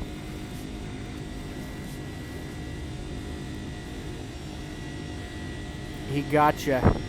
Knocked out. Yeah, more exactly. Exactly. That's the better way of spelling Nightbot. You got it? Oh, you're gonna get booted here real quick for the caps. Oh no. Nightbot, give him a break. He just likes to let us know with excitement. Give him a break. Is he going to? Looks like you're getting away with this one for free. He was too busy destroying good old Parsa here that didn't have time to watch over you. So, okay, so now when you get there with that, because I didn't realize you were on Steam, that makes a big difference. So, if you're on Steam, once you get there, you should be able to find that folder and drop it in there. That should make a difference, and it should work from then on out.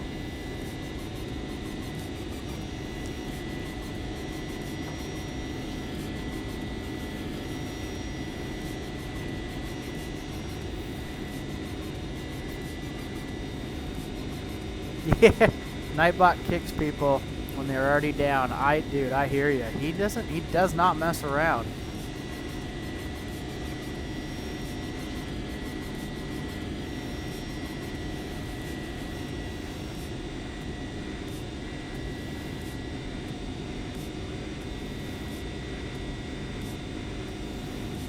But yeah, I was thinking Tuesday we'll do an A330 flight if I have time to do a couple flights with it first.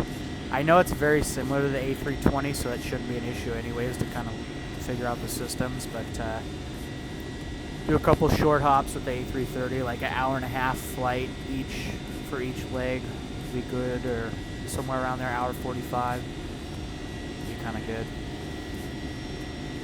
Just trying to give you guys all different sorts of aircraft. I was going to purchase the 7.4 by SSG, but I heard there was still some issues with it, even though they say it again, it is X-Plane 11 compatible. I don't think it's 100% compatible, so wait for another update with that. And I think they just came out with one and it still has some issues, so it's like I don't really want to spend the money on it if it's not going to be ready to go when I get into the plane. Would you ever do a GoPro setup pointing at your flight setup?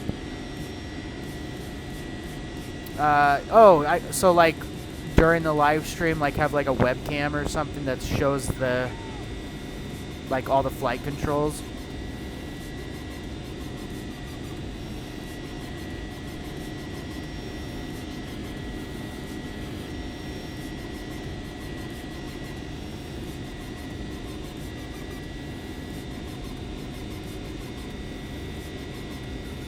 Because I was thinking about getting a webcam just so you guys could see me, you know, too. And I could make the webcam where it's angled at me and the controls, so that way when we talk, you guys you actually like have someone you can see who you're talking to. It'd be kind of fun. For some reason, this monitor that I have, it's a brand new monitor. It doesn't even have a webcam in it. Not too sure why. But I'm just gonna probably order a webcam off Amazon or something and hook that up, and then that way we can do some little more interactive, I guess. You guys can see basically how I work all the controls. You can see me, you can chat with me. You can see my dog terrorize me all the time because he's bored and wants to go outside every 5 minutes. But yeah, I'm going to do that here probably. There's a list of things I want to do. I got VATSIM done, which was check off the list, but Ortho, 4XP, webcam. I want to start doing some custom overlays as well on the stream. Unless I switch to Shadowplay. Shadowplay I heard is, I don't even know if it's possible on Shadowplay to do overlays. Not 100% sure, but so far we haven't seemed to be having many lag issues with OBS the last couple flights. Hasn't been too bad, so I'm hoping that we may have cleared that up. So I'm going to start working on some custom overlays as well, so there's a little bit more going on the screen.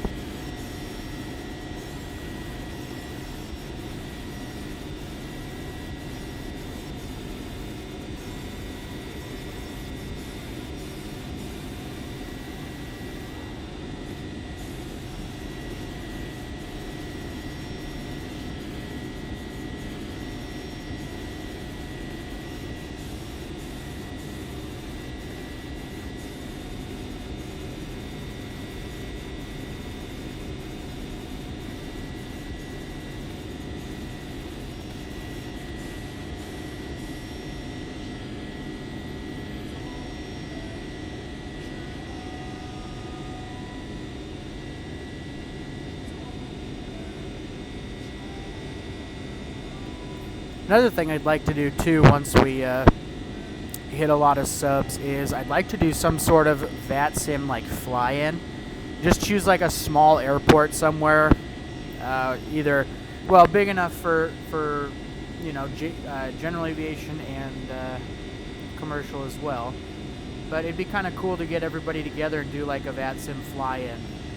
Just choose an airport, grab a plane, we can all meet up and do touch and goes, do like a landing competition, all that stuff. I think that'd be pretty fun. I'd really like to do that here soon. Just need to get some more subs so that way we get, you know, a good amount of people in there with us. I think that'd be a lot of fun, good time.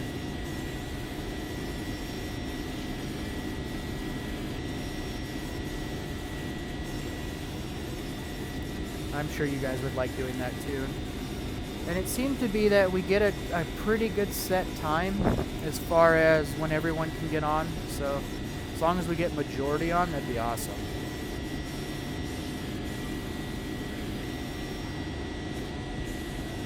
Maybe do like a, once we hit 500 subs, do like a 500 sub fly-in or something. That'd be kind of fun.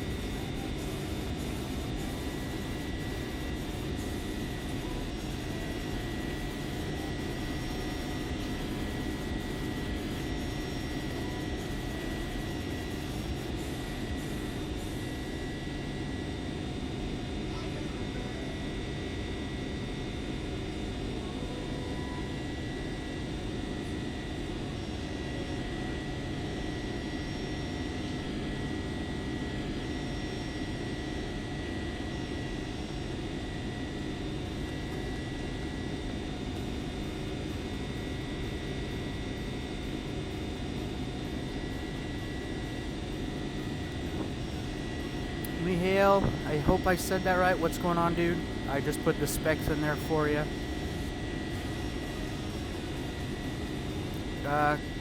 Could possibly do dangerous approaches into airports. Yeah, that'd be kind of cool too. Finding kind of more of a difficult airport to do, and then, I mean, obviously we don't have to do anything. It doesn't have to be all professional. It'll just be fun. Just everybody have a good time. Kind of screw around a little bit, you know.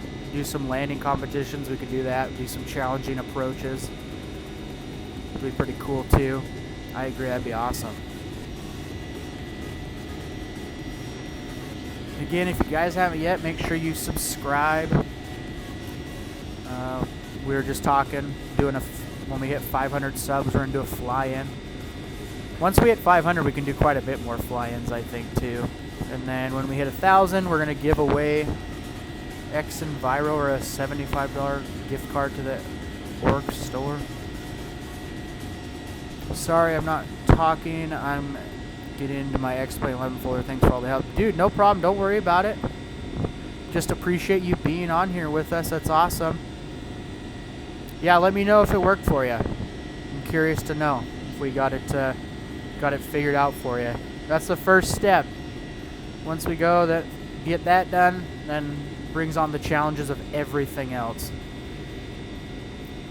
Flight sims are fun, but man, to get them functional and as real as we can get it, it is quite the challenge, I tell you.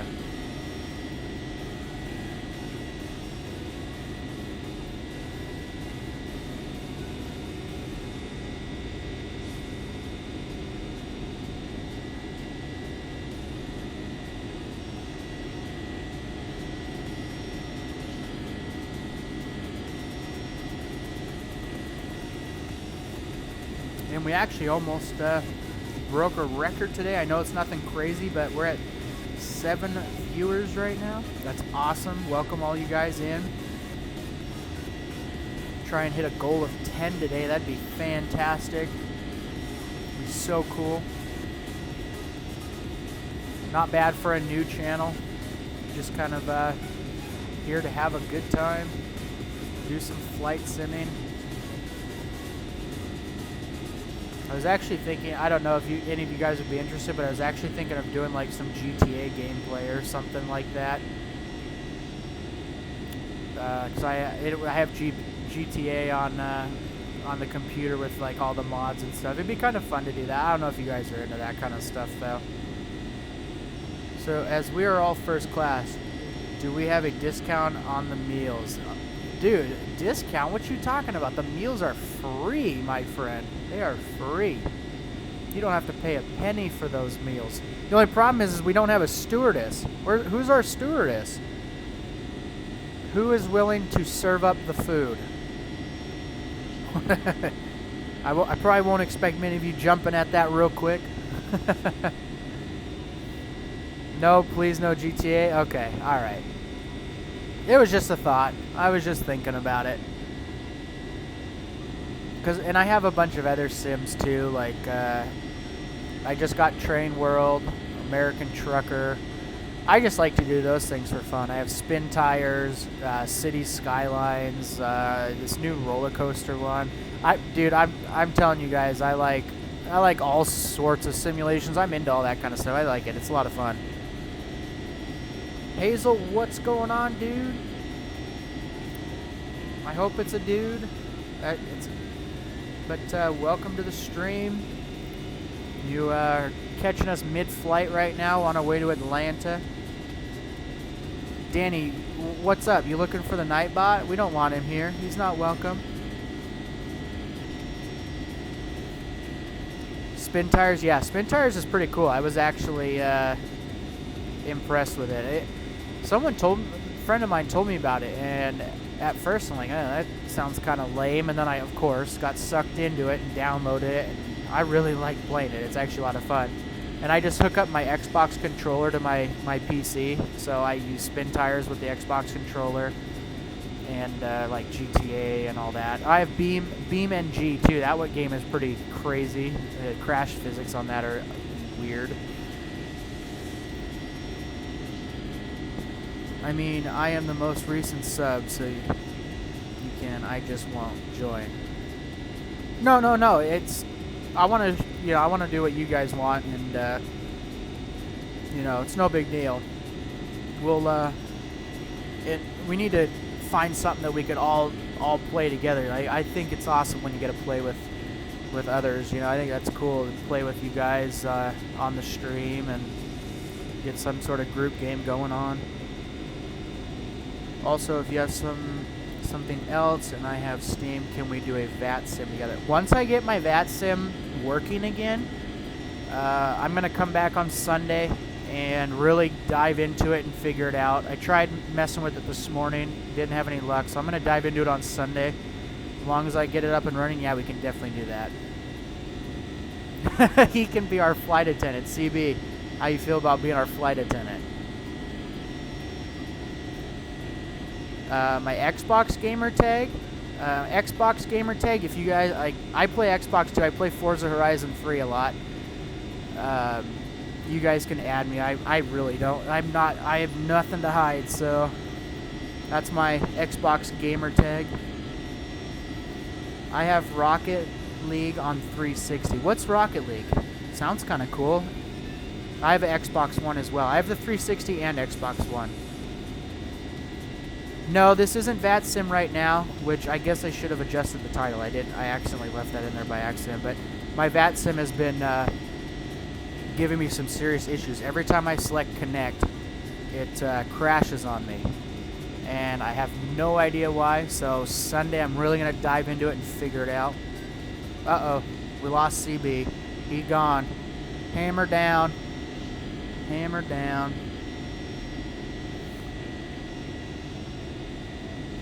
Oh no, we don't need to apologize to Mr. Nightbot. He's very insensitive, so we don't need to worry about him. Do some farm sim and host a server. Dude, I have that Farm Sim 17. To be honest, I have played it for about 2 minutes and went out of my mind because I didn't know. I'm not a farmer, so it doesn't do the best descriptions of what each thing does.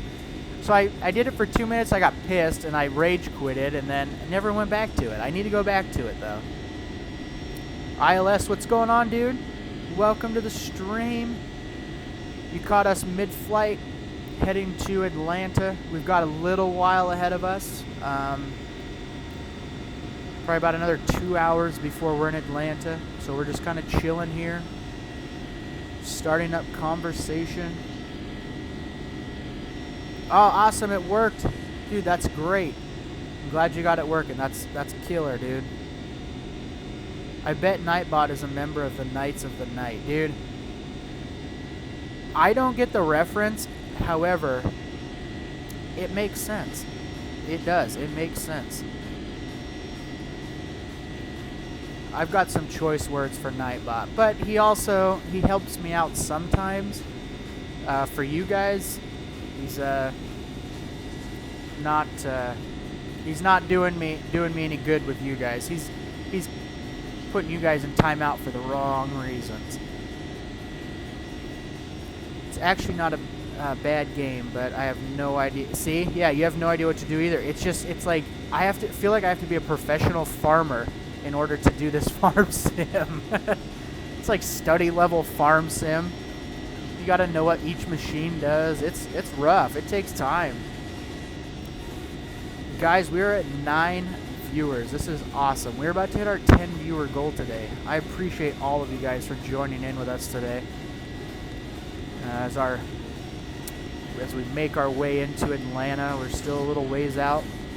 If you haven't yet, make sure you subscribe for X-Plane giveaways. When we hit 1,000 subs, we're going to be giving away X-Enviro or a $75 gift card for the X-Plane store.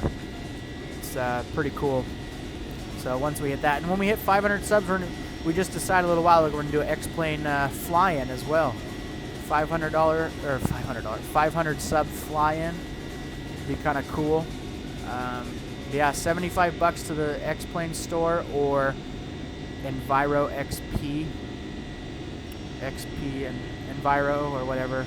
You know what I'm talking about. X-Enviro, there we go. For X-Plane. So, pretty good deal just for hitting the sub button. What server do you recommend, please? I don't want to go to the freaking website. Well, you have to find the server, and then you have to go underneath it and select. So, I found what server I was going to use, which is the IP address. And I was doing I think it says USA West is what I was doing. I end up just cheating in money and playing with tractors for 15 minutes. Dude, I like the way you think. ILS, go cockpit. Okay. Alright. Let's see. We are in the cockpit now, my friend.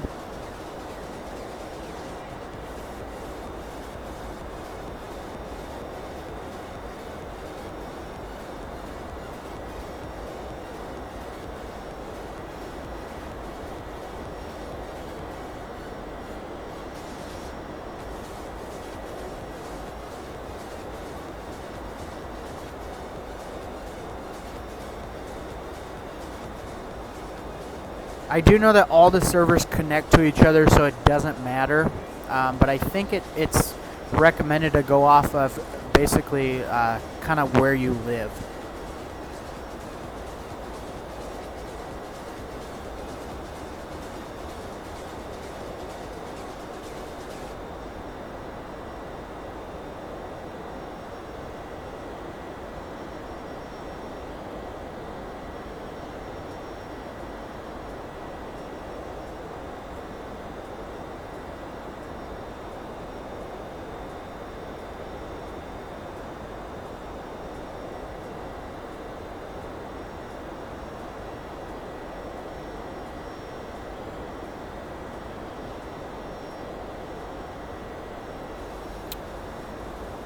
I'm from Russia. Welcome, ILS from Russia. We're kind of from all over the world in here. We welcome you. Glad to have you in here. So I see you have is that a picture of you there? It's hard to tell in a uniform. Are you a pilot? If so, what do you fly and who do you fly for? If you want to share, of course. We just like to... Anytime we get a pilot in here, it's awesome. I do have my pilot's license, but that's about it. I never went any farther, never did any commercial flying.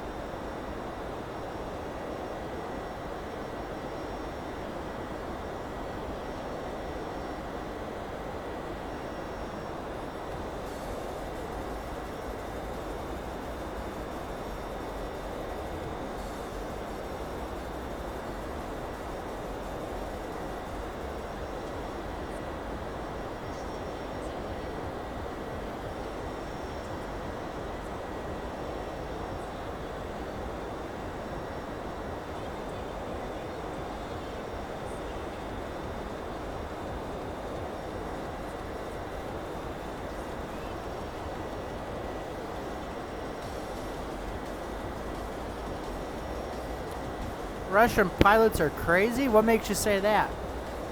I know the planes are a little crazy, but I don't know about the pilots.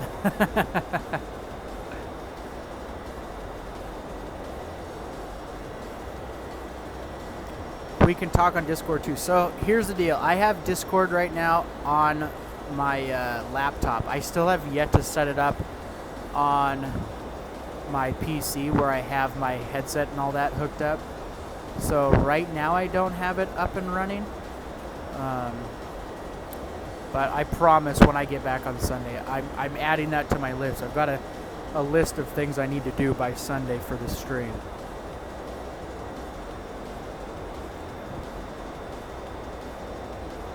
I like the idea. Everyone posts their favorite aircraft. All right. Well, Danny took my favorite aircraft with the MD-80. Absolute mad dog, best plane ever made, if you ask me. Absolutely obsessed with that plane. It's unfortunate that it is almost pretty much on its way out. There's very few airlines that still use it. Allegiant is like the biggest when it comes to the mad dogs.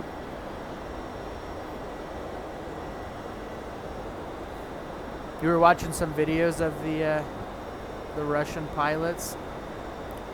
Dude, I'm gonna have to check out these videos. CRJ 700 for Parsa. That's another great plane. I love the CRJ series. Again, though, like I said before, the engine's mounted on the back. It resembles, and I know this is kind of a stretch, but it resembles the MD-80. I love the way that looks. I think that looks so great. But you cannot beat the sound of sitting next to I think it's the JFT-8s. I don't know if I'm 100% right. JFT-8s, I believe, on the MD-80s. I could be wrong, but sitting next to those on takeoff. Besides a 777, which sounds amazing, you can't beat that with the MD-80. There's just something about that MD-80. I love it. Let's go ahead and check down here and see how we're doing. Got a few legs left here. Not too bad.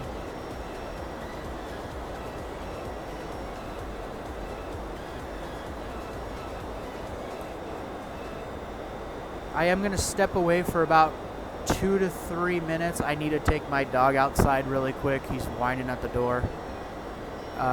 You guys go ahead and keep on carrying on your chats. I will be right back and answer any chats when I get back. Sorry about that.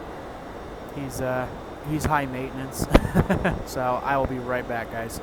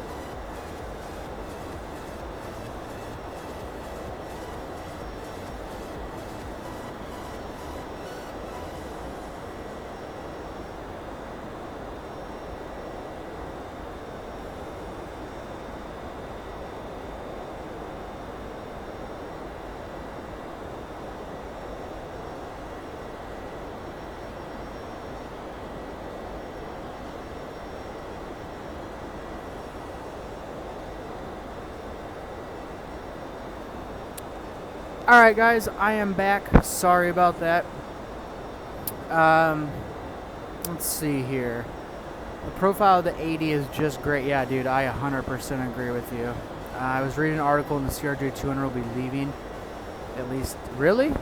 That quick? I mean, I guess that plane is so small. It really isn't practical if you ask me. The TU-154, yeah, dude, I agree. That plane is crazy. Welcome back, CB. No, I have not landed yet. This is a longer flight, so it's definitely a longer flight into Atlanta. We did leave San Diego, so we still have about, I'd say, another hour and a half left of flight timer, so maybe a little less, but pretty close to that. No, we're not climbing. We're just level off it. We're leveling there. We are level at 360. The TU-154, this is our legend. Dude, I hear ya. Every country's got their plane. I feel like in the US, our legend is, it's got to be, honestly, as much as the 7.3 is a workhorse, I believe our legend is a 7.4. I hope you guys agree with me. That 7.4 is just a monster. It's a beautiful plane, and unfortunately it is getting close to the end of its time, unfortunately, because it is a great plane. You're registering for VATSIM. Awesome, dude. That is great to hear. And you know, I was saying we could do a 500 sub fly-in. We should just do one sooner than that. Maybe in like the next week or two, we can one of the streams we can plan something based off of everyone's time zone. We can base a fly-in for you guys. I mean, even though it won't be that many people, it'd still be fun to have a couple of us flying in and out of there.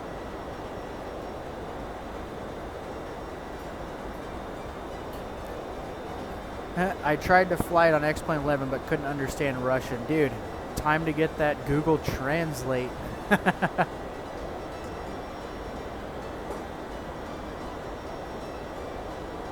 Sorry if you guys hear background noise. My dog is deciding to destroy his food bowl. I don't know why. It's a metal food bowl, so I don't know how he's going to do that, but he is throwing it around and chewing on it. In 2 weeks you'll be in London. Dude, we'll figure out something for everyone. We will we'll make sure we can get a fly-in with all you guys. I think that'd be a lot of fun. And I might buy that 172 or something just to. I have a couple other GA aircraft as well. The Shrike, I think it's the Shrike 500S or whatever it is. You should tell me the vertical speed, heading, and speed because I don't know how the FMS works, so I would follow you. What do you mean, follow me where? Like for this flight? Or because we've been up in the air for quite a while, so you're going to be quite a way, you'll be a couple hours behind us.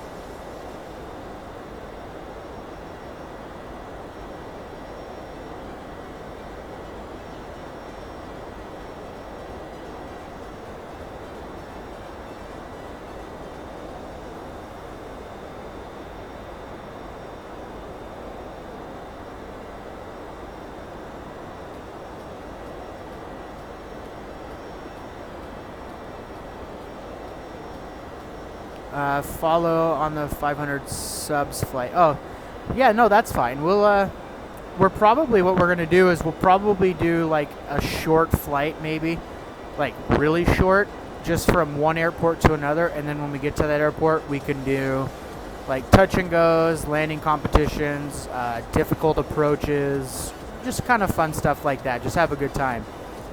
And we'll just find an airport that's kind of like outside of VATSIM, since we are going to be kind of screwing around a little bit. We don't want to cause any issues, but that way we're all being able to fly in the same area and have some fun with it. And it doesn't even have to be 500. I'm thinking maybe in the next like week or two we'll set something up. TFDI 717. That's a good plane to fly. 717, isn't that? I thought that was for like a P3D or FSX plane. I don't think we have that for X plane.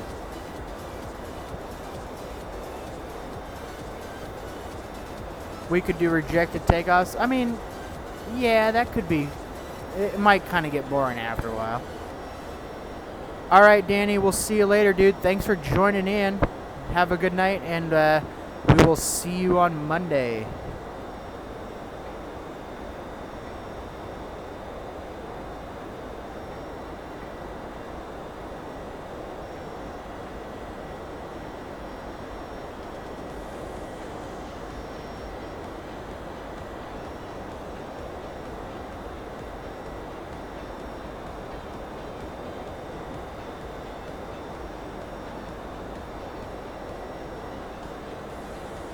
Hey Kronos, do you have X-Plane 11? I know you said it before, but do you have X-Plane 11?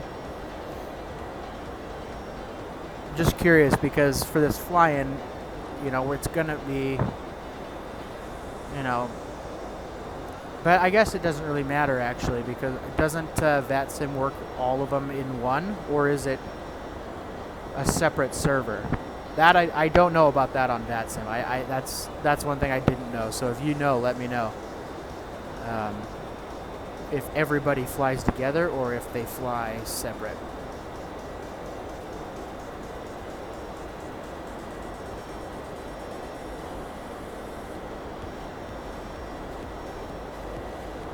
And I'm just waiting for the day when all these developers just slowly work their way on over to X-Plane.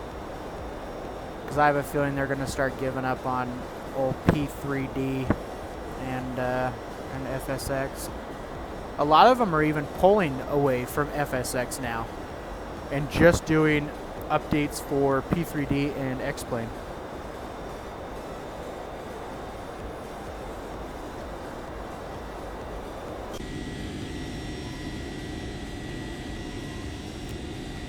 VATSIM works, I think, with everything X-Plane. Okay, yeah, then that'd be perfect. That'd be perfect. So close to getting password. Awesome, dude. Congrats, that's great.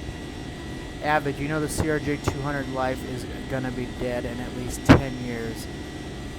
Well, I guess that gives us some time to fly it then on the sim. Which, honestly, like I said, that's fine. They need to... The CRJ 200 is just so small.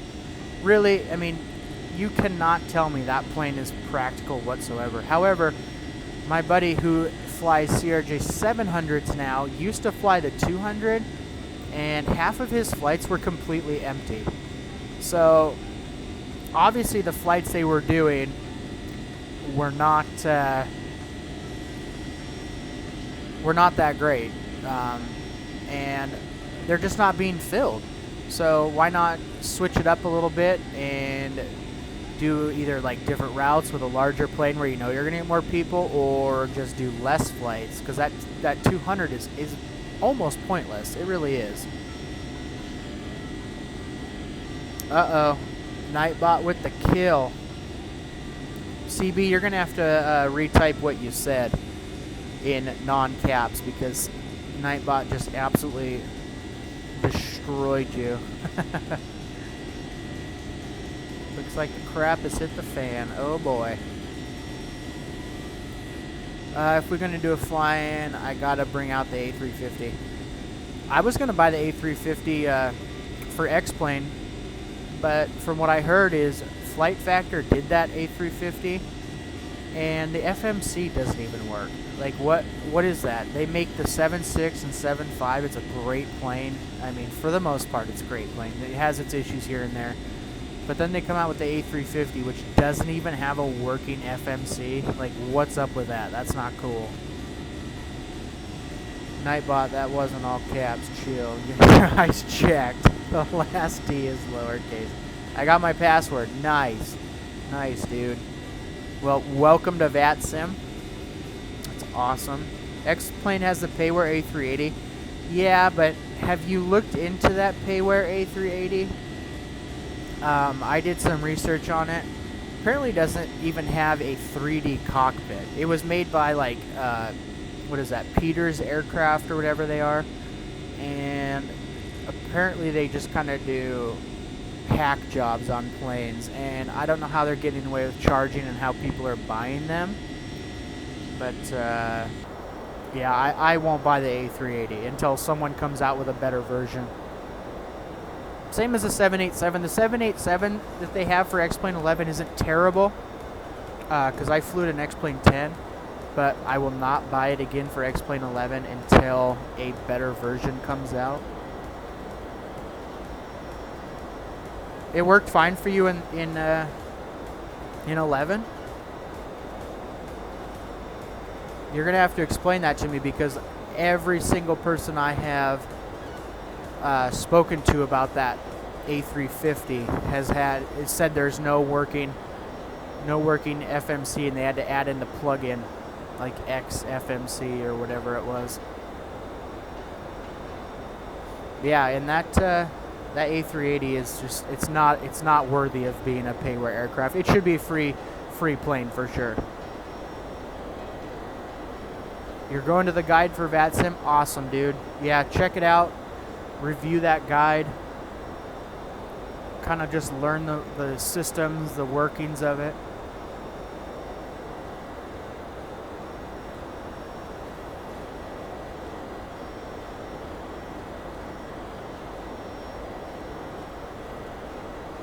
And once you do that, you will be set and ready to go, my friend.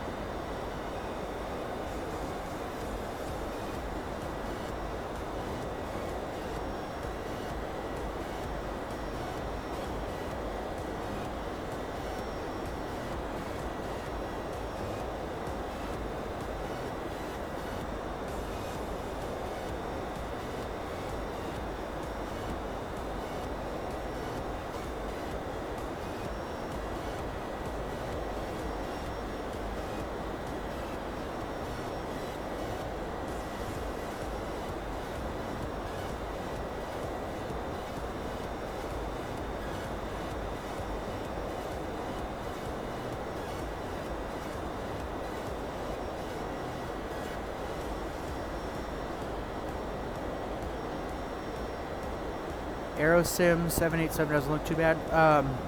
I did see an announcement for an X-Plane 787 coming out. Was that AeroSim, or is AeroSim P3D? Or, well, AeroSim. Isn't AeroSim that separate flight simulator? There's that new one made by I don't even remember who makes it. By Aerosoft or whatever. There's so many different sims and different sim names out there that I get confused as to which one is which. All right, gotta go. Thanks for all your help, man. All right, dude. Yeah, no problem. We'll talk to you later. I won't be on tomorrow. No live stream tomorrow. I'll be back live streaming on Monday. So we'll be back Monday. I got to go out of town for a couple days. But I appreciate it. Thanks for watching. We'll see you later.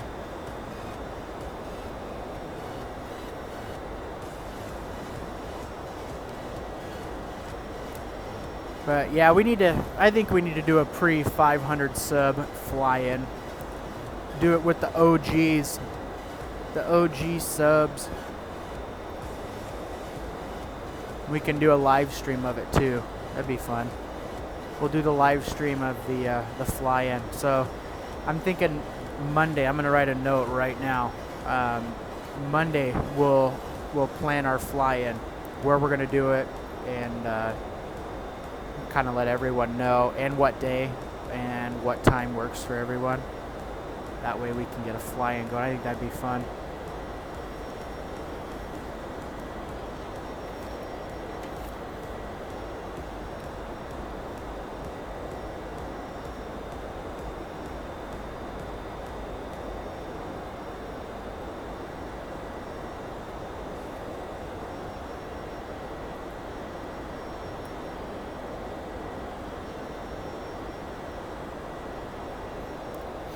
Also, yeah, Aerosim 787 was out for FSX. Also, I think they're making it work. Oh man, if they make it work on X-Plane, that'd be awesome, because that 787 that they have now is okay, but we need a better version of the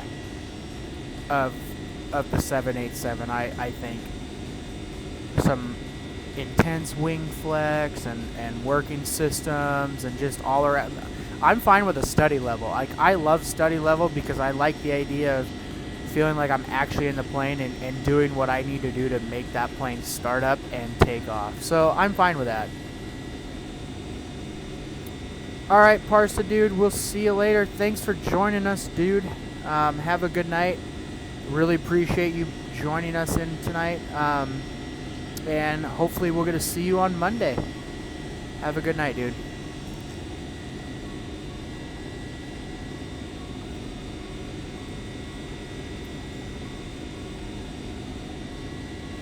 And for anybody just joining us, welcome to the stream. I know there's a couple new people in here doing our flight to Atlanta right now. We've got about another, I'd say, hour or so before we begin our descent into Atlanta. A little bit about this channel. When we hit 1,000 subs, we're going to be giving away XN Viro for X-Plane, or a $75 gift card for the X-Plane store. So if you haven't yet, it's simple. Just push down that like button and subscribe button. Can't really beat it. Push a button, you can win a giveaway prize of $75. So thanks for joining in with us on this flight. Got a little while to go before we descend, but we're here just chilling, having a good time, talking simulators, talking planes, whatever, just having fun. So thanks for joining us, everyone.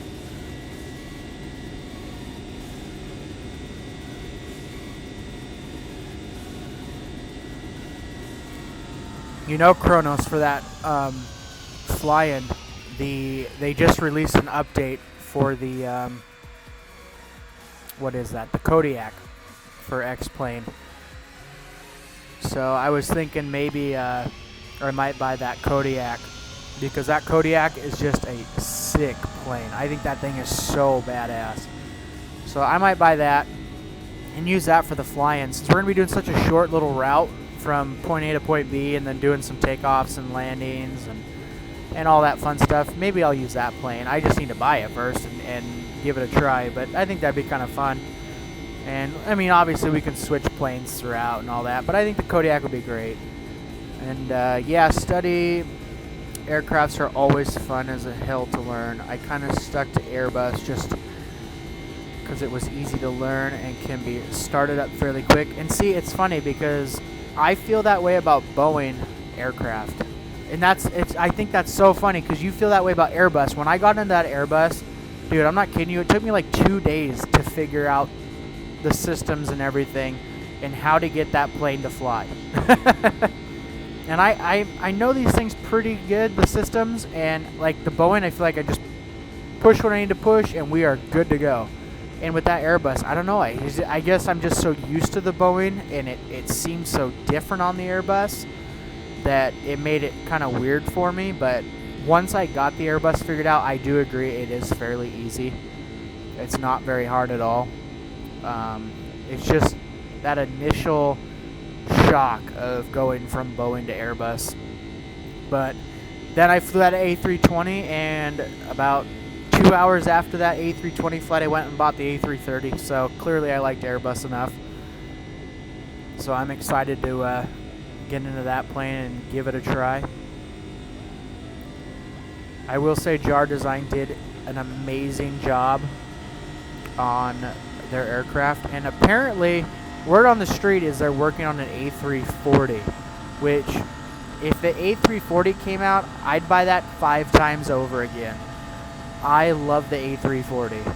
It obviously, you know, MD-80 is my favorite plane, but the A340 is definitely on the close to the top of the list. I absolutely love the A340. That plane is so cool.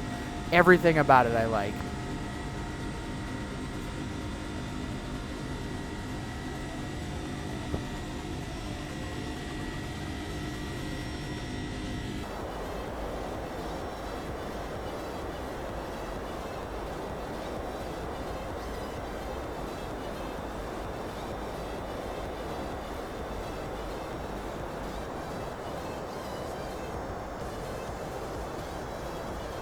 That's crazy.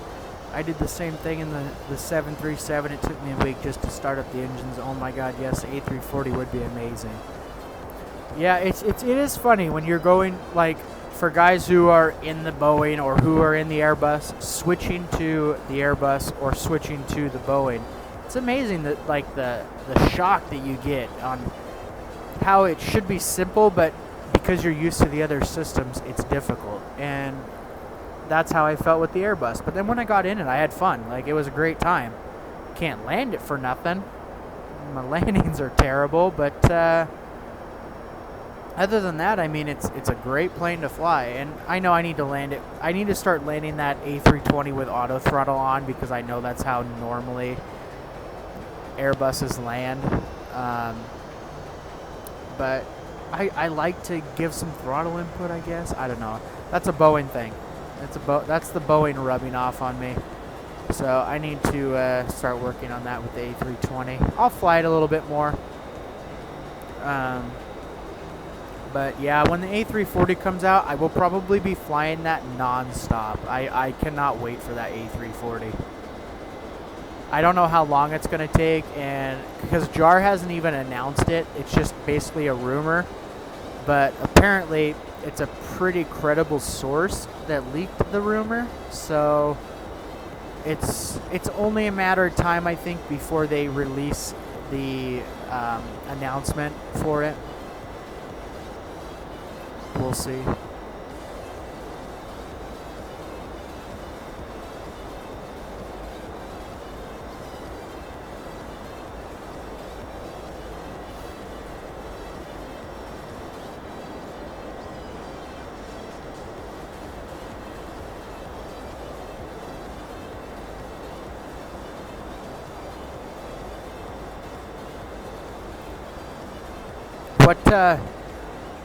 Kronos, what airport do you think we should do our fly-in at?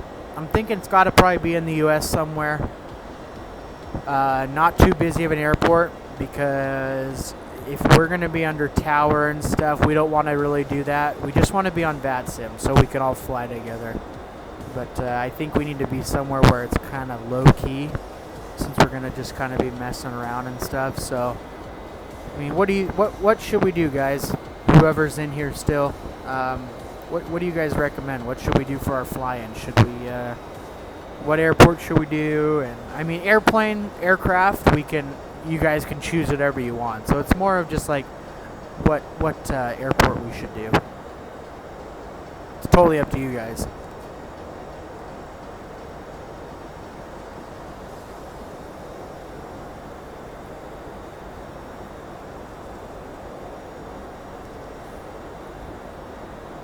And I'd like to do like St. Martin, TNCM, but most of the time there is a tower there or some sort of control, so that makes it a little difficult.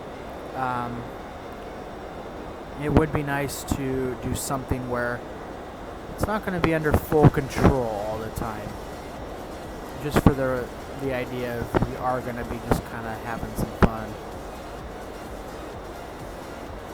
Do the Avid Aviator fly-in.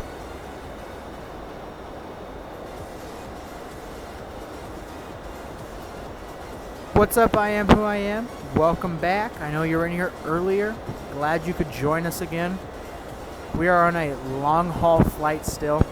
We're about I would say an hour or so out, maybe a little less. About 45 minutes before we begin our descent into Atlanta. Glad you could join us again, buddy. Appreciate it. And again, if you guys haven't yet, make sure you subscribe. for X-Plane content and giveaways. I do a lot of live streams. I'm a fairly new channel, but we're going to be starting up the live streams quite a bit now. And when we hit 1,000 subs, we're going to do a giveaway. So just click on that subscribe button. No big deal. I appreciate you guys for watching. We're just discussing the Avid Aviator fly-in. We're going to be planning one of those here soon. Probably next Monday's stream we'll plan it. Just trying to figure out what airport we should do.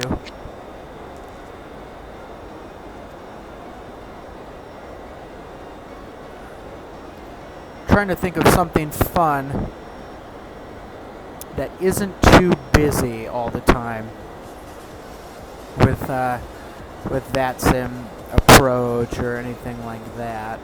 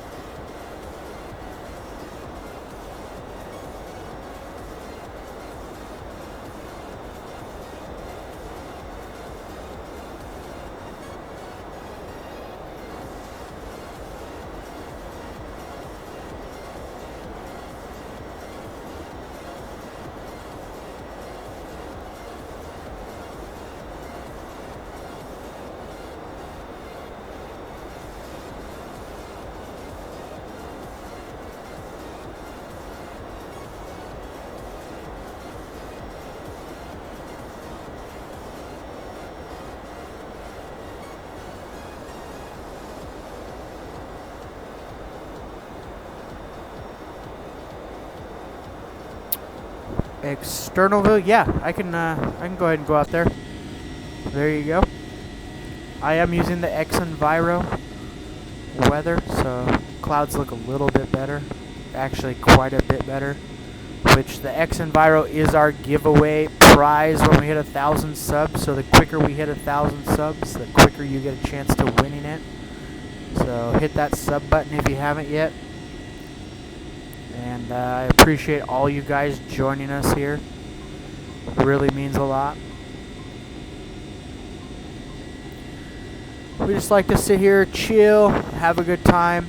This is more of a long haul flight today for us. A lot of my flights are a little bit shorter, but I figured I try and do quite a few different planes. I have a lot of different payware aircraft. So let me, I can go ahead and, it looks a lot better. Yeah, thanks, dude. I appreciate it. I know some people like in-cockpit view, some people like outside, so I just kind of mix it up a little bit. But here's the aircraft I have available. I try and just switch it up between different planes. Every couple streams, I like to do different planes. So for this one, it only made sense to do a little bit of a longer flight for the 7.6 from San Diego to Atlanta.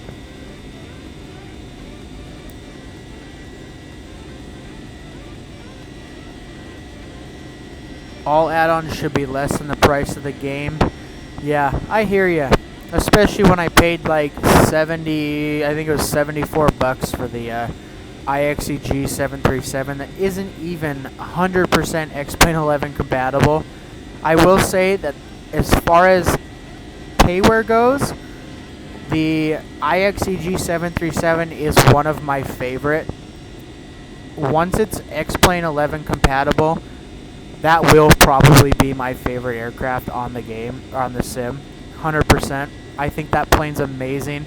It does need wing flex. I think it needs wing flex. I know that's not the biggest deal in the world, but just to add to the realism, I think it needs the wing flex. And once it is 100% X-Plane 11 compatible, it will be the best payware on X-Plane. But it is very pricey for something that doesn't even work fully on X-Plane. That's why I haven't flown it recently, because it doesn't work the greatest. But yeah, I agree with you. They need to be cheaper. Most of the add-ons are seem to be a little bit more than the copy of X-Plane actually, so it's a little rough. To be honest, Boeing 777 is a lot like the Airbus. Of course, the fly-by-wire is pretty much the same, but the 7.3 is just hands-on flying. It's crazy. To be honest, I probably won't be able to fly. I don't have VATSIM. Oh, dude, VATSIM's free though. You should get it.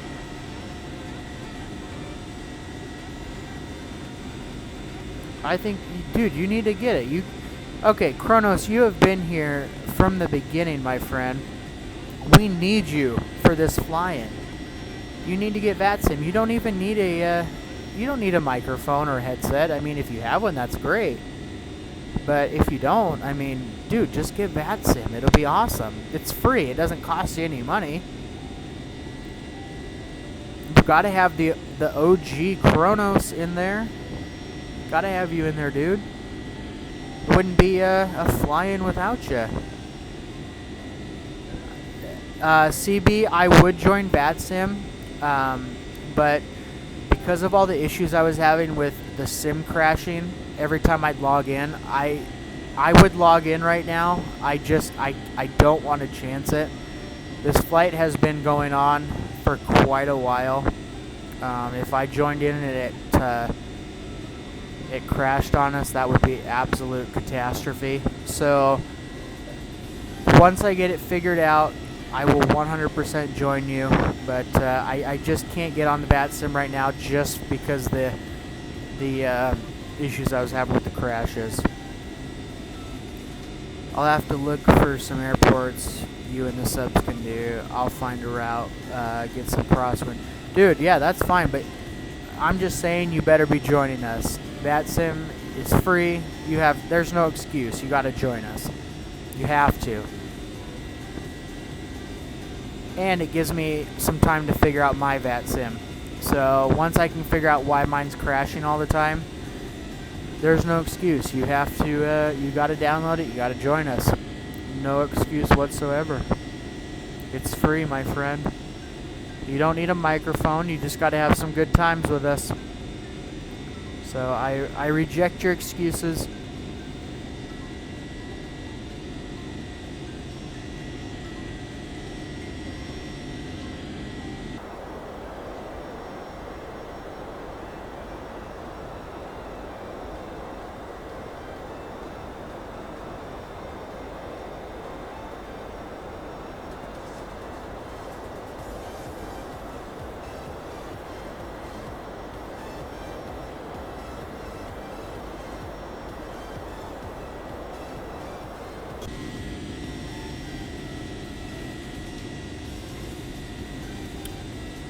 I'll have to look to see if I can get VATSIM working with FSX. Dude, you should have no problem. They should work all...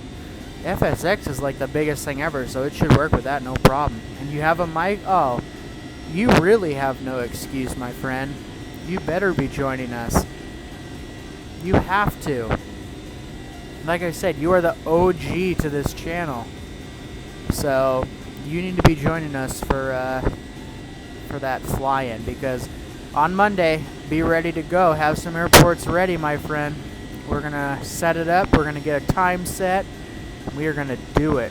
We are going to be doing a fly-in on that following week or whatever we can. So, make sure you get it set up. I'll join VATSIM and we can fly together. I have never done this before. Yeah, dude, that's totally fine. VATSIM's super easy to sign up with.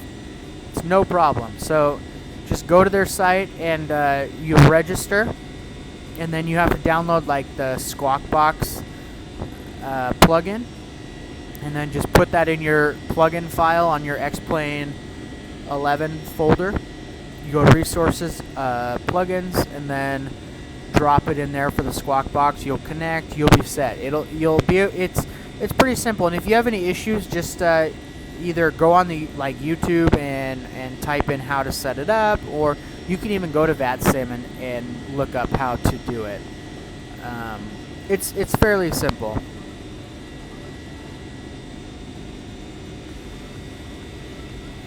If you need some lessons for Airbus, Holla at me. I won't charge you 60K. Dude, I hear you. I need some lessons on how to land that thing. I'm telling you, that Airbus. And like I said, it is so funny because the Airbus, whenever I fly an Airbus, the landings are golden. When I fly a Boeing, it just drops out and like boom, we're on the ground. So it's really rough, but I can't get that Airbus landing. Like, what's going on? Why can I not get that golden, just greaser like the rest of those Airbus guys? What am I doing wrong? CB wants to know who's on VATSIM and where are a lot of people online. Okay, so CB, there's a website called VATtastic. I'm gonna copy this and paste it in the chat. Go ahead and check this out because this is gonna show you who's online, who's operating, and it's gonna show you every single flight that is going on right now. So check this out. It's actually a great website. It's pretty much like up to date, live feed. It will say who's online. So right now it looks like Salt Lake Center's online, and that's actually about it right now. Phoenix has an approach. Oh, looks like there is SoCal approach, which it's kind of odd. It's not covering much, but SoCal approach is on as far as the U.S. goes. And then it looks like there's some Canadian, looks like CYYZ departure.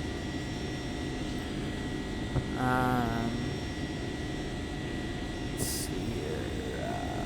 Toronto Center's on. Yeah, it looks like Salt Lake City Center is the biggest one going on right now.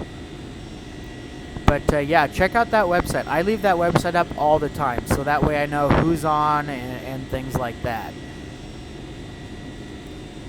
Let's see. Man, I did EGCC to EDDF, and the wind was crazy. 20 knots. Wow, that's insane. Was it a crosswind or what? I know I see a lot of videos from over in the UK from crosswind videos, and it's insane.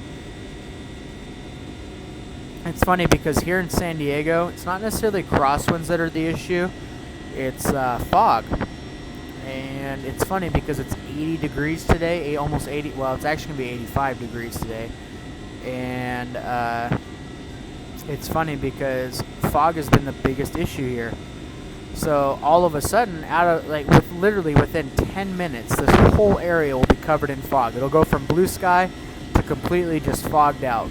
And you'll listen to the ATC radios, and there's a lot of go-arounds and things like that. It makes it pretty interesting. And they have to switch to runway 9 because they have the ILS, but most of the time the fog's so dense it doesn't matter anyways. Carson H says the plane's still in the air. Yeah, surprisingly, it's still in the air. I don't know how. We're just chugging along here. We're actually going to be getting pretty close here soon to our descent. I'd say about another 30 minutes or so we'll begin our descent.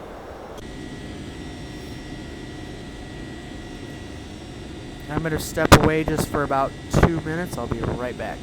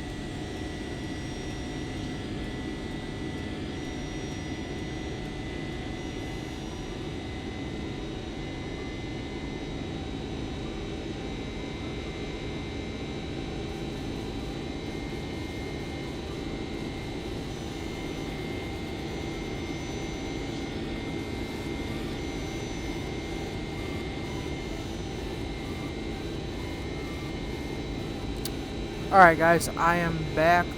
Let's see here. This has always been on my mind, doing my own streaming on YouTube.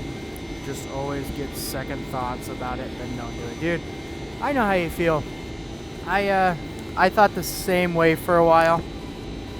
And finally I'm like, you know what? I'm just going to do it. Might as well. What do I got to lose? So I did it. And here we are. Streaming away. Having some fun. But yeah, I mean it's not easy. And then getting everything set up has actually been the worst part, to be honest. There's just so much stuff to get it right, you know. And you're always going to get those armchair pilots who come in and tell you how to do it. Well, big deal. Get over it. Move on. Do your thing. Have some fun. Just fly. Do what you need to do.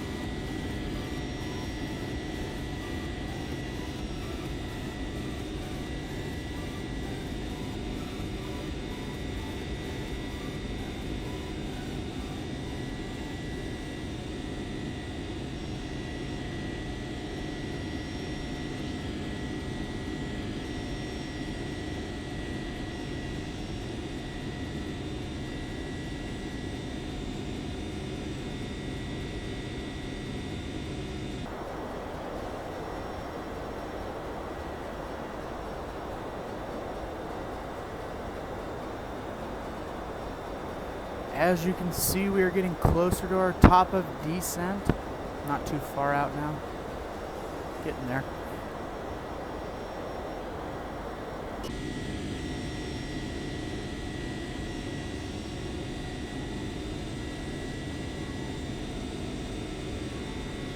Thanks for the VATtastic. No problem, dude. KCQR is where a person is. I just want to establish communication. So, just so you know, for setting up communication, you actually have to set it in the aircraft. So where you would, I mean, it is 100% real. Like where you would set it up, that's where you would set it to for your VATSIM communications. After this, can you show me how to switch radios in the default 7378, please? Yeah, I can do that. If you, so we're a little bit into, we have a little ways to go on this flight. If you want, try and YouTube it first just to see what comes up, but I'd be more than happy to help you. It's just going to be a little while. So there's going to be stuff on YouTube. It's actually fairly simple. There's going to be your COM selector, so you'll be able to type in your COM 1, COM 2, and you'll be able to do your standby and your active. So you just have to be able to switch it. Like you set it in your standby and you switch it over to active.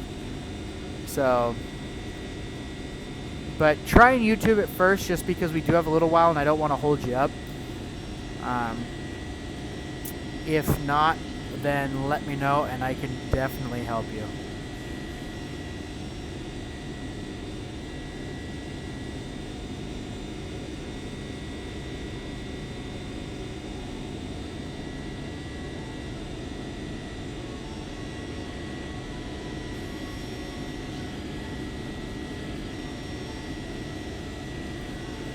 Yeah.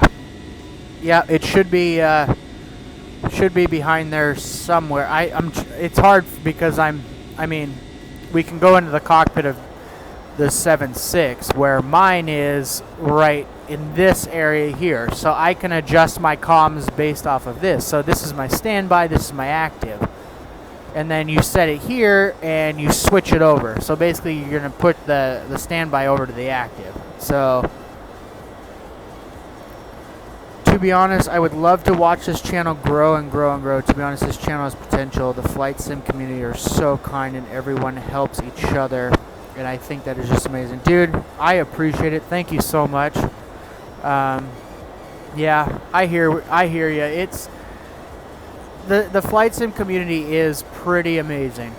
You know, you have those couple bad apples here and there, but for the most part, it is pretty good. I have been impressed. Like, I get a lot of help.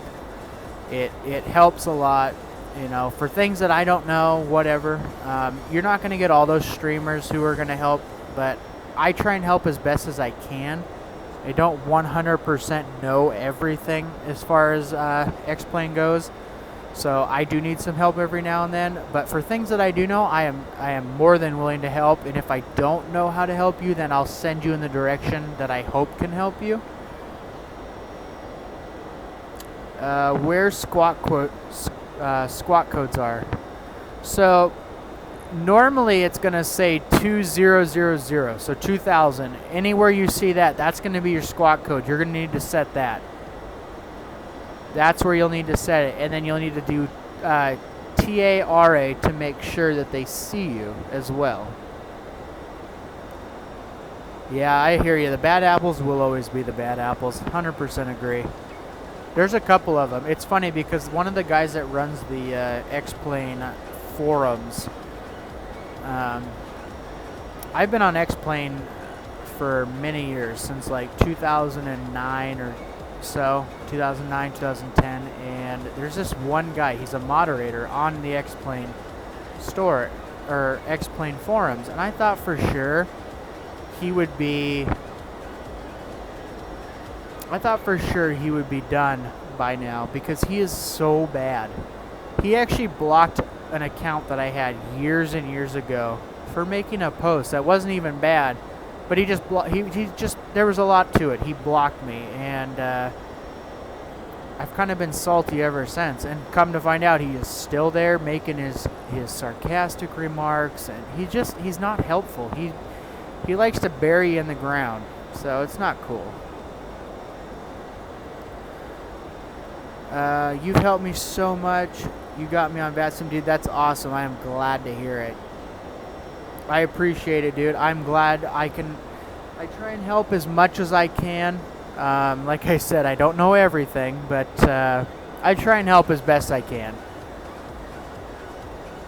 There's still a lot of things I'm learning, so as I learn them, if you have any questions, I am glad to help.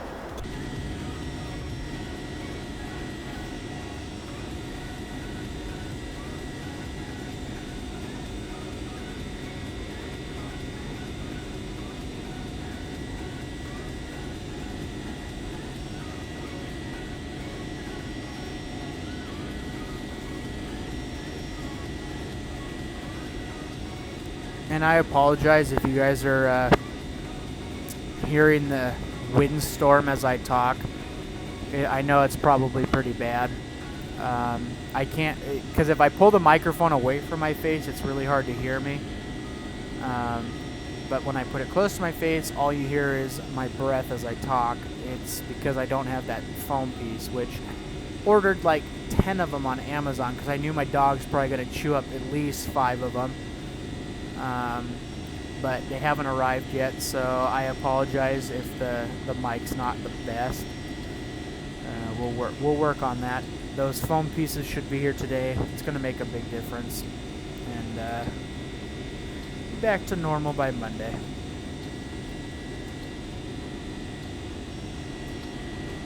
When's the face reveal? Oh God, I just started. It's gonna be one of those, like, when you reveal the face, like, oh man, you don't look anything like what you sound. I can guarantee it, because that's how it is with every face reveal. I mean, to be honest, it's not that hard to find me online based off of searching my name, so you could probably find me really fast. But if you didn't search for me and I did a face reveal, you'd probably be like, wow, it doesn't fit him whatsoever. That's how it is with everyone. But I don't know. As soon as I get my, I'm gonna order before I leave to Phoenix tomorrow. So probably tonight I'm gonna order a webcam. That way you can see me. You can see my setup as far as my yoke and throttles and all that stuff. So that'll be coming pretty soon.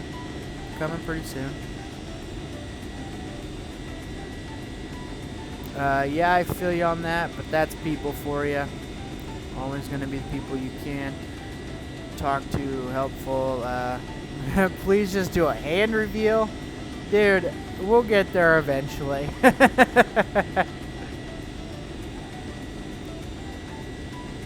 Oh, it's fine. I just looked it up. Karsonh H, the ultimate Google creep. Like I said, it's not that hard to find me. If you know my name, it's not that hard to find me. So, I mean, you can add me on whatever you want to add me. I don't care. Like I said, I don't have anything to hide. I'm not too worried about it. So, do what you need to do.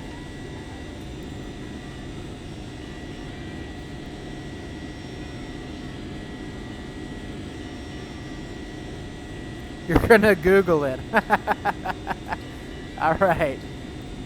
You should find me pretty quick. There's not many people that have my last name. So, my last name is not too common. It should be pretty easy to find me.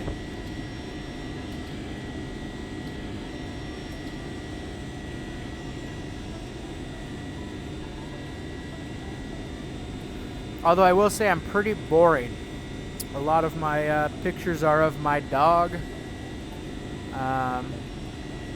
And I'm a car fanatic, so there are pictures of cars, pictures of where I live, things like that. Nothing too exciting. Like I said, I'm pretty boring.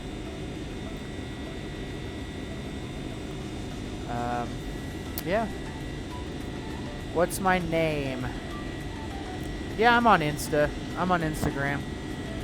To be honest, like I said, I'll type in my name. I don't mind. You can add me. Whatever. Not a big deal. Don't have anything to hide. I don't feel like any of you guys are going to come to my house and rob me. And if you do, good luck. I've got some stuff that I can take you out with. Definitely not famous, no. Definitely not famous. I saw your fidget spinner collection. I wish I had a fidget spinner collection. I wish I created the fidget spinner. The guy who created the fidget spinner is probably rolling in the dough right now. The fidget spinner is just ridiculous. Ah, American muscle cars. Well, yeah, it's funny because I like American muscle cars. However, I am more of an exotic car kind of guy. I am 100% Lamborghini. I mean, that's my car. I like Ferrari, but I'm a Lamborghini kind of guy. The Aventador SV, all-time favorite car. That will always be my favorite. Well, at least it will be for now. I've seen the 918. I've seen the LaFerrari. I've seen the Veyron. I have seen the.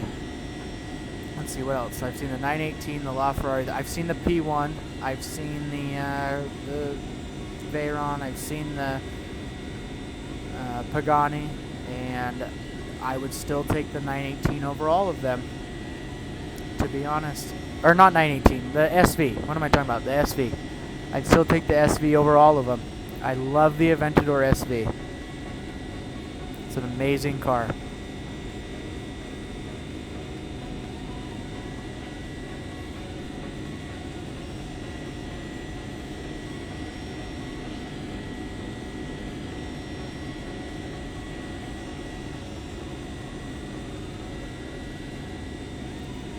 you guys are gonna creep on me on Instagram, at least add me, so I know who you are. Don't just creep on me. Sexy mate. And we have the official new creep of the chat, guys. It's CB. Just kidding.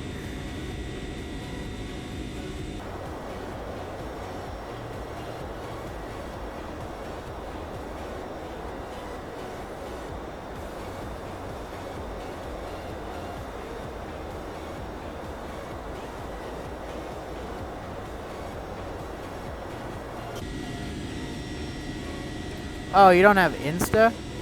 Oh man, it seems like nobody has Instagram these days. I swear. It's like the only thing I use. Like I have a Facebook, but I don't really use it. All I ever use is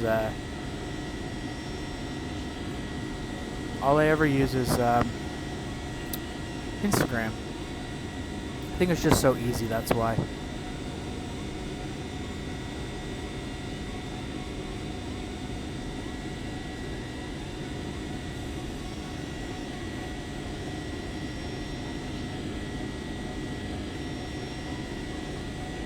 I do have a Snapchat as well. I don't snap much. I do every now and then. I just like hang out on Snapchat and look at everyone's stories. But like I said, you guys can add me. I'm on Instagram. I'm on Snapchat. My Snapchat is I'm going to put that in for you. I'm not one of those YouTubers that is going to be all like private because there's really no reason. So that's my Snapchat right there. And this is my Instagram. Snapchat on top, Instagram on the bottom. Facebook is just my first and last name, obviously. But like I said, I don't Facebook much. I Instagram and I Snap more than anything.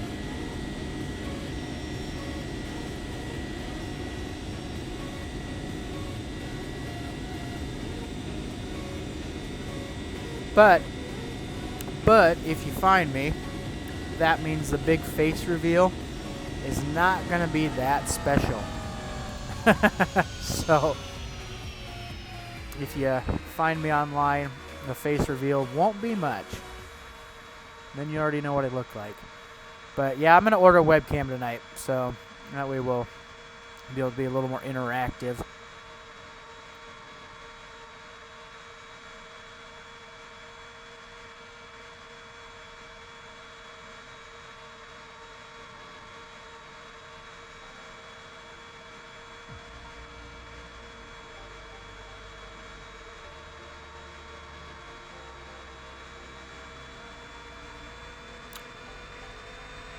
Alright, so someone just added me on Snapchat named Ryan.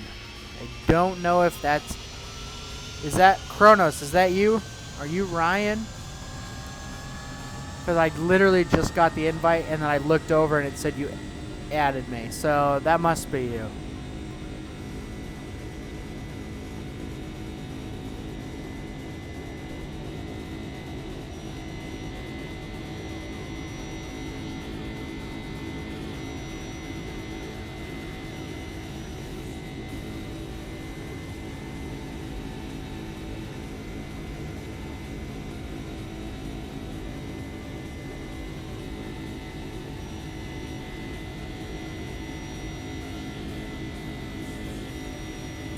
Alright, cool. Yeah, I just accepted that.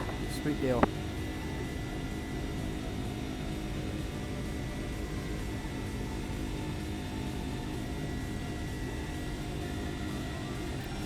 However, since I did accept that, you now, my friend, have to download VATSIM and do our fly-in. I'm holding you to it. On Monday's stream, I am going to hold you to it. You better be ready to go because we're setting up a fly-in and we are doing it, my friend.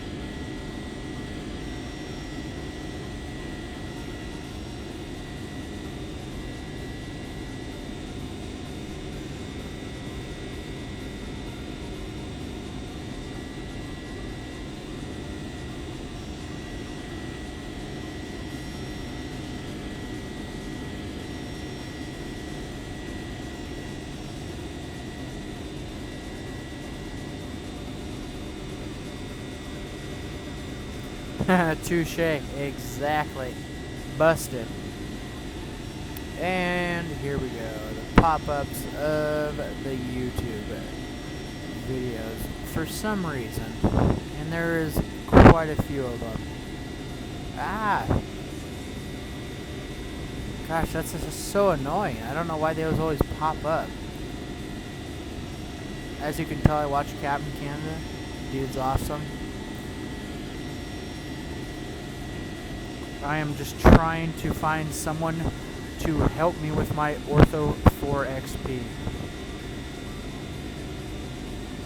Yeah, Captain Canada, he's awesome. I actually started watching him a while ago and subscribed to him. I watch a lot of his live streams. I think he's live right now, actually. I try and base my live streams around him because normally he is going to dominate the market on live streams. So I try and do them around him. However, today we did kind of intercept each other, so we're both live streaming at the same time. I don't know if he's done yet. I think he should be close to being done. His stream is awesome. He knows what he's doing. He's got the knowledge. Great to watch. Got a good following. Hoping to be like him. Work our way up. I know he's been doing it for a while, where we're, like, this channel's fairly new, so he's been doing it for a while. So the fact that, like, we had almost, yeah, he's flying this 7-4, yeah. And I was watching him earlier, and I'm like, you know, with the long flight that I'm doing, I need to get started. I was going to start later, but I have to pack for my drive to Phoenix tomorrow, so I figured I would just get started a little bit early. But yeah, he's great to watch. He has, like I said, been doing it for a while.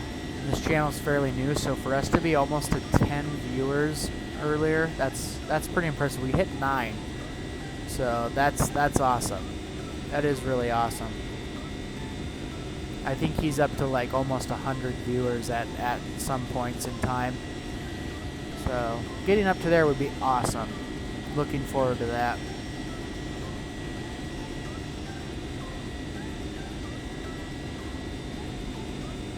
And that 7-4, I was gonna buy it, but after seeing, I watched the beginning of his stream today, and he was having some issues with it, so it's like, I don't know if I want to buy it yet.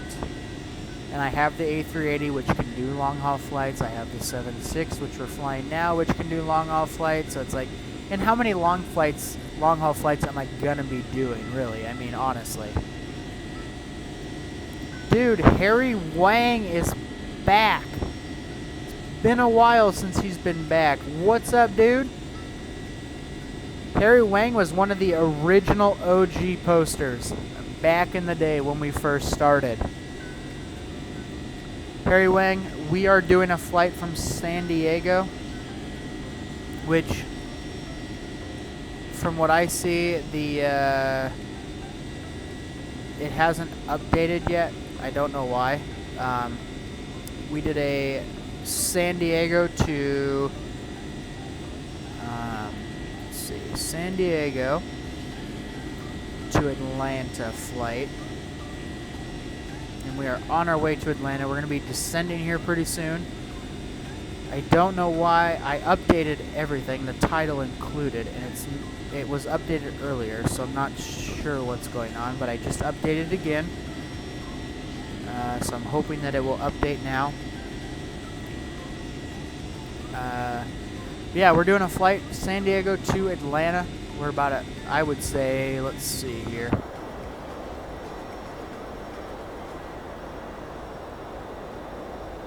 I'd say we're about 25 minutes or so from our top of descent.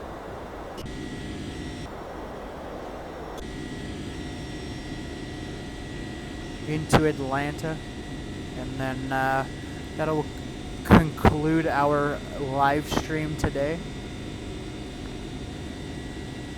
But if you guys have VATSIM and want to do a fly-in next Monday, let's see, what is next Monday? So next Monday is the 26th. So next Monday the 26th, I will be back live streaming since I'm going out of town for a few days. Hop on for the afternoon live stream, and we will be setting up our plans for the fly-in, the VATSIM fly-in. So once we get that set up, we'll get it all figured out, and hopefully it will be within that week, and we can get everyone in there having a good time, doing some touch and goes. We're going to start at one airport, fly to the next, and then once we get to that next airport, we'll do some touch and goes. We'll do some just insane approaches, landing competitions.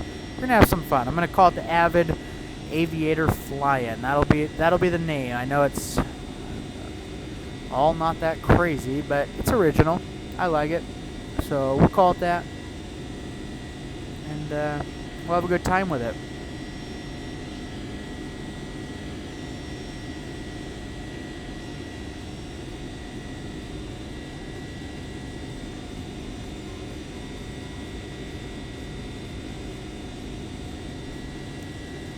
I do need to bring this up. Harry Wang, you were like the first person to ever comment on when I started live streaming. I know it hasn't been that long, but I remember you clearly because of your avatar picture and your name. You were like one of the first ones to comment on or do the chat on the live stream. So I appreciate it. Your name's crazy. You're a good guy. You're funny. Welcome back. Missed you for a while. So I appreciate it, man.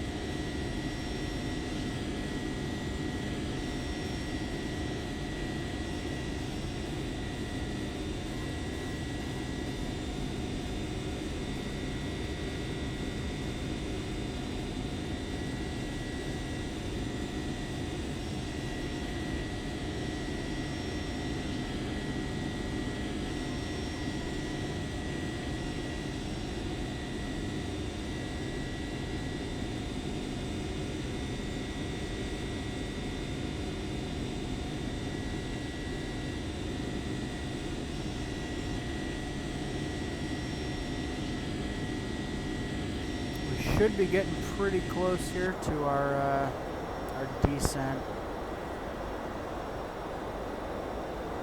Can zoom out here a little bit. Yeah, we're about 90 miles or so out from the top of descent, so not too bad. We will be in Atlanta soon. Whoa, Danny! Danny, what happened, man? Holy cow, I gotta review this. What the... Who the heck are you? Danny, what happened? The Nightbot gotcha. Nightbot gotcha. You explain yourself, my friend. What did he do? What did the Nightbot get you for? You should be back from that 5 seconds, so I said I had to G2 or GTG. Oh. Dude, you've still been with us? I thought you left a while ago. Well, thanks for still chilling with us. Of course, they're gonna... The Nightbot,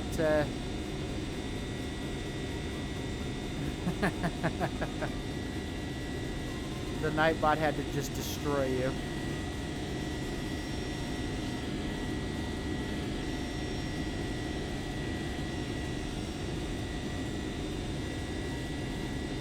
Well, Danny, I appreciate it, dude. I hope you have a great night. And I will see you and talk to you on Monday. I hope you can join us Monday because we're going to be planning our fly-in. So Monday is going to be an important stream. And if you can't make it, just watch the video of the live stream so we can discuss the fly-in. Because that way we can set everything up. And we will have a great time on this fly-in with all the OG.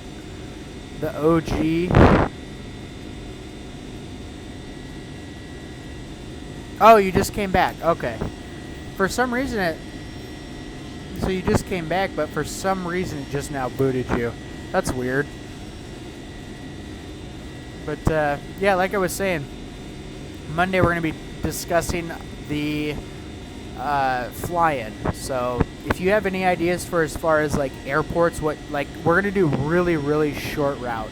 So we're gonna fly from one airport to the next, and then we're gonna do some pattern work and just kind of have some fun. We're gonna be on VATSIM, so we want to keep it on a not so busy airport.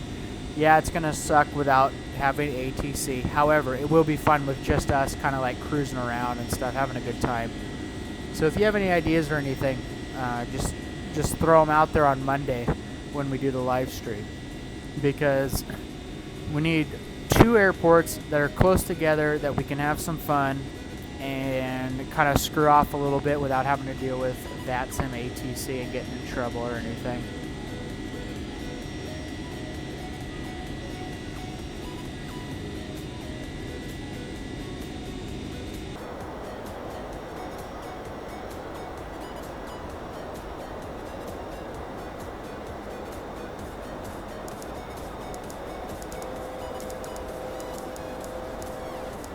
Go ahead and get set up here for our descent, because we are about 80 miles out from descent, guys. We are getting there slowly but surely. But yeah, I think the flying will be fun. Won't be the biggest fly-in yet, but as we grow, it'll get better and better. We'll just hold fly-ins every now and then as we grow. But I think it will be fun to just kind of get the original like subs and the original guys in here to do the fly-in. You can bring whatever plane you want, doesn't matter. And that's why with the airport we need to choose something that is friendly for every aircraft, however not busy, just so we don't have to deal with the ATC, because we're going to be kind of screwing around having some fun. Do landing competitions, there's crazy approaches, you know, fun stuff like that. We can get it all on video because I'm going to live stream the whole thing, so it'll be fun. And we can, we'll talk about it on Monday's stream and get it all planned out.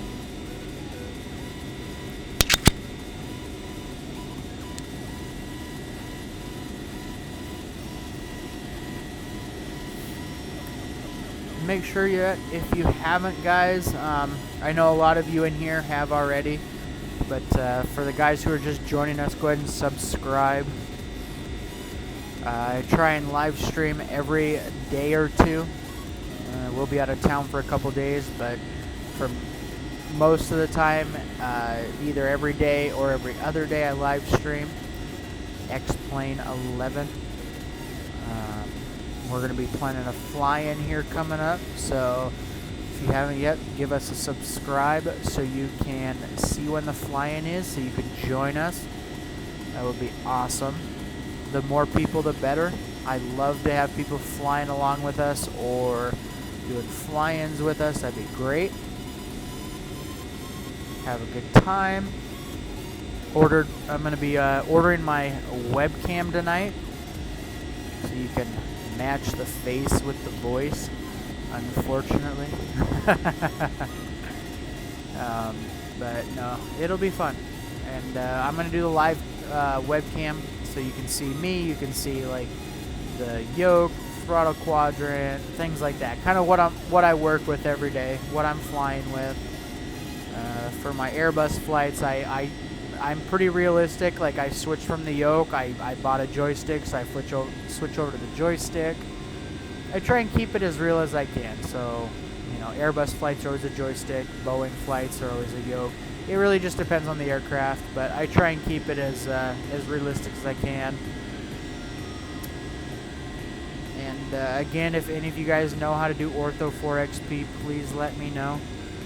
I've been running into this a couple issues. I know how to do it. I'm just hitting some error messages. So please message me and let me know, and I will compensate you for your help, because I have been running into some serious issues and I need to get it fixed. So please just let me know, and I'd like to get that Ortho 4XP up and running to make it that much better.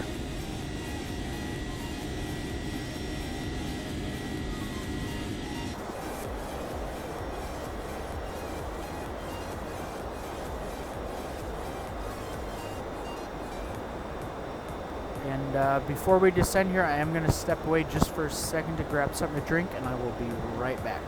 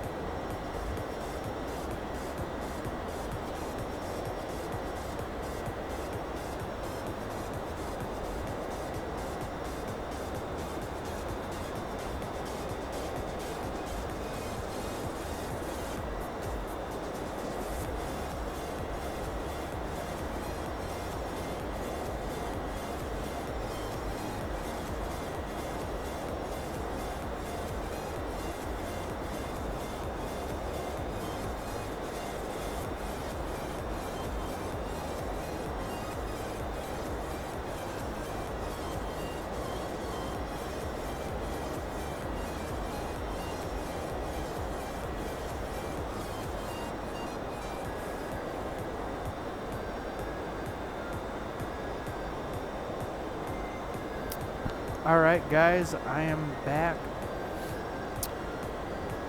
Finally beginning our descent here shortly. Not too far out now. We have done a long haul flight today from San Diego to Atlanta. I hope the title says so, because I've had to change it like 3 times now, so I'm hoping that it is up and running and working for you guys. So if you're joining in just now, you're joining in at the right time.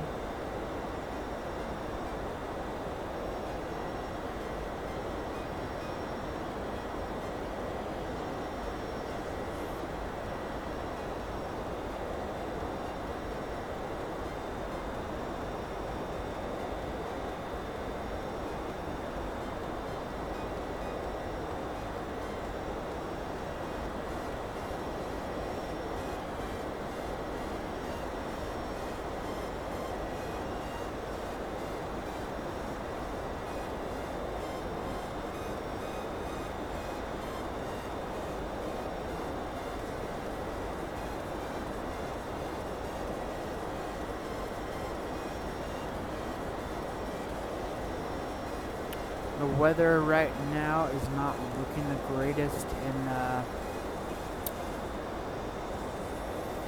Atlanta. Not looking too good, but no, I mean it's not terrible. It's just there might be some rain. There's going to be some low clouds, so that should make for a fun approach.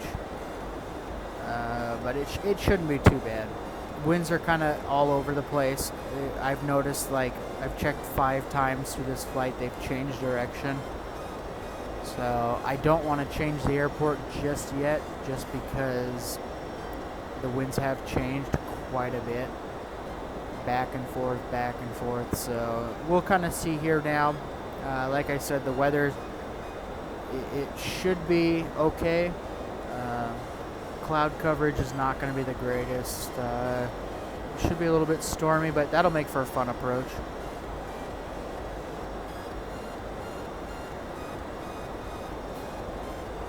Would you consider having a first officer? If so, holla at me. You're flying the A320.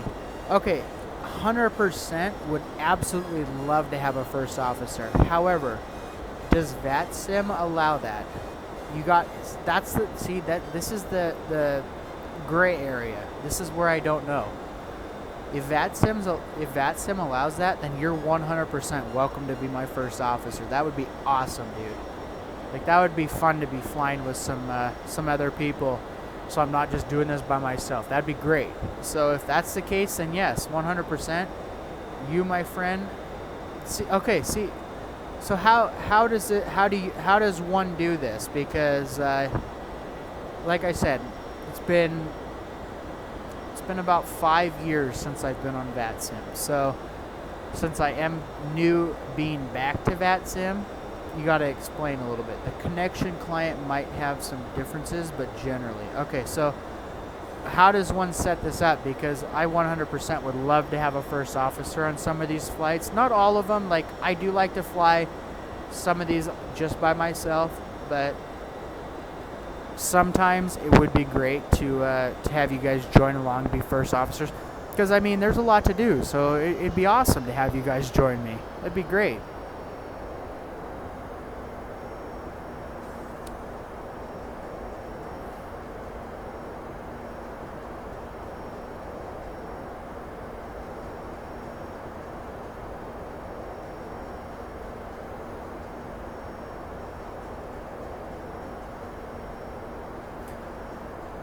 If your call sign is UAL 2020, then the first officer will connect with the call sign. Oh, okay. Oh, well, that's pretty simple then. Okay. Well, yeah. Kronos. Yeah, dude. Maybe. Well, I think we're doing. What were we doing? The CRJ or no, the ERJ 175 for Monday's flight. I mean, if you're willing to fly if you want to fly the ERJ, you're more than welcome to join me. If not, the next A320 flight, yeah, we'll definitely set it up where you can be my first officer. That'd be awesome, dude. That's great. But if anybody wants to join me for that ERJ 175, just let me know.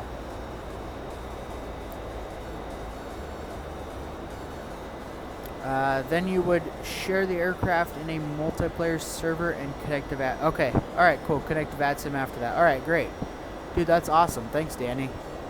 You know your stuff about VATSIM. It's been so long for me on VATSIM that I am like, there's a lot of things I'm just like, holy cow! I gotta go back to the study classes. You do. You need to get X-Plane 11, dude. 100%. You need to get in there and join us, my friend. It's awesome. X-Plane 10 I probably wouldn't have got if X-Plane 10 was still out. I probably would have just done P3D. But when X-Plane 11 came out, I'm like, I'm going to do it. I'm going to do X-Plane 11. It's worth it. Yeah, for sure. I'll be down for that. Just have to message me if you're down for the A320. Okay, yeah, no problem. I'll message you, and we'll get an A320 flight set up probably within the next week. Well, yeah, within the next week. We'll do because we have Monday's stream, and then we'll set something up though here really quick. All right, so let's go ahead and all right, what do we got going on here?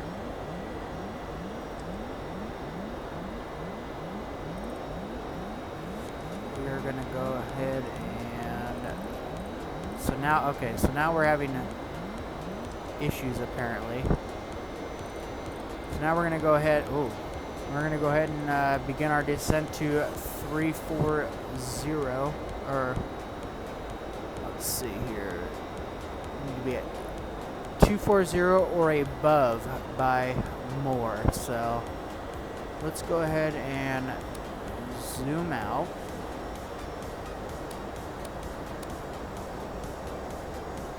And make sure that we are at 240.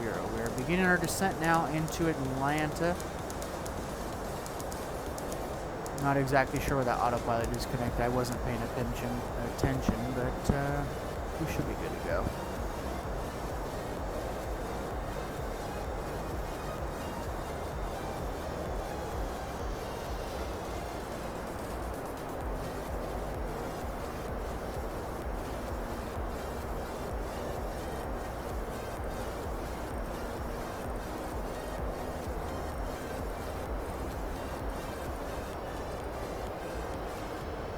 Alright. Let's see here. Yeah, I just got to install X-Plane again, and the A320, also the A330. Yeah, dude, you need to. One letter Shore Gaming, welcome, my friend. We're probably about, I would say, 10 to 15 minutes out from landing. So you came at the right time, my friend.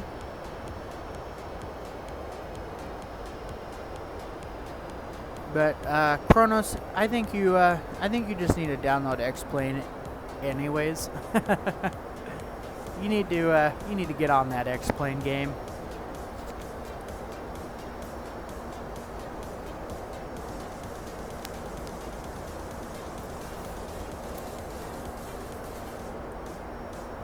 So we're going to begin our descent here into Atlanta.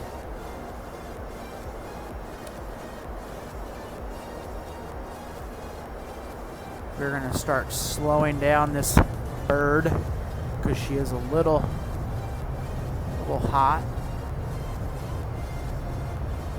It says 220, but the Mach is a lot more. I'm just going off of the airspeed. One letter Shore Gaming, you're the 160th sub. Dude, that's awesome. Thank you, man. I really appreciate it. It really means a lot. Yeah, I actually do play Infinite Flight. I'm a grade 5 on Infinite Flight. So I do play that a lot. I think I just hit my 300th hour on Infinite Flight. Yeah, I know. Have no life, guys. Thanks. I love Infinite Flight. It's great for the iPad. It really is. I mean, you can't beat it. It's the best sim on the, by far the best sim on the iPad, for sure. It's awesome. I mean, you can't beat the live ATC. It's great. I love it. Well, I wanted to try out Flight Sim X, but I don't have room for it. Exactly. See, you just need to go back. Just go back to X-Plane. Just make it happen. It's so much easier. It's just, you're better off. Can I stream that too?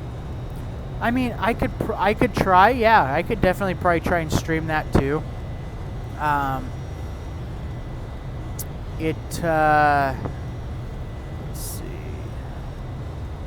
I mean, yeah, I could probably stream that too. I don't see that being an issue. I just need to get it figured out with my iPad. I don't have it really set up with my iPad. Basically, I have my X-Plane on my PC, and then I do my YouTube on my MacBook Pro. They release... Really? Tomorrow? I know it was supposed to be summertime, but for the global release, but I don't know about tomorrow. I would wait and see until they actually legitimately say like it is out, because you hear a lot of rumors. I've been waiting for global for a while on there, and it's been a process. I tell you, it's great to see, and it's great to see that they're going to do the MD11. That'll be fun, but I don't know if it's going to come tomorrow. I would hold out and wait till the actual legitimate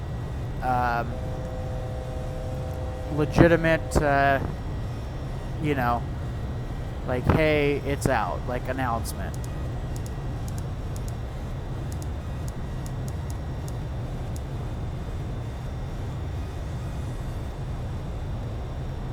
Carson H, can't wait for global. I know, none of us can. The MD11 had wing flex too. Yeah, I'm so happy they started implementing wing flex with the 787 when it came out. It had to be done. It really did. Like that was one thing that like just they had to do. So I'm glad to see that they finally came out with the wing flex. I'm not saying it's tomorrow, but the guess for when it comes out is tomorrow, or has. Okay. Yeah, and I think today I think, if I remember right, today, I don't even know, this is sad, but today apparently is the first day of summer.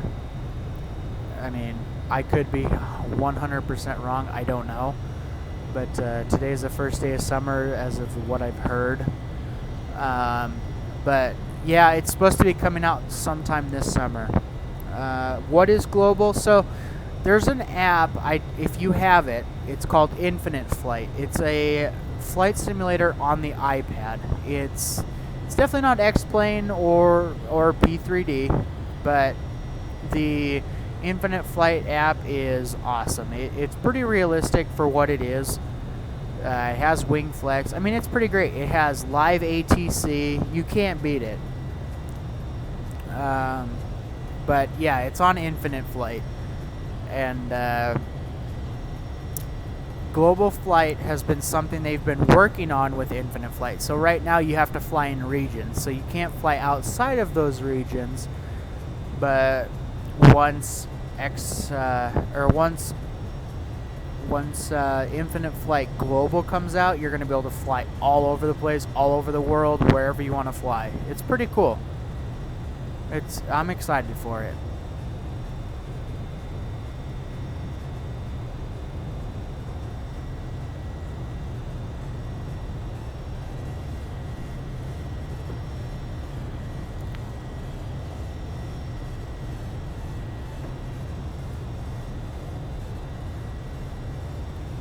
Alright, let's see if we're close enough to get our altimeter setting. We are. 3003. Alright.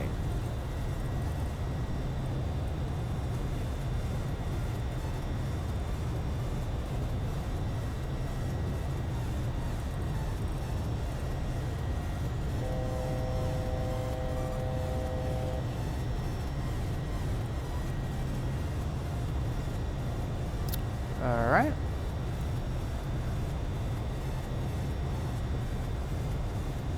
We're at 17. I'm going to go ahead and keep on keeping on. And we're going to go ahead and finish our descent down to 11,000. As you can tell, we're starting to come into some clouds. So you can see the weather starting to change. I think it's tomorrow, isn't it? 21st of June. First day of summer. That could be it. I am so bad about, let's see. I'm so bad about that. So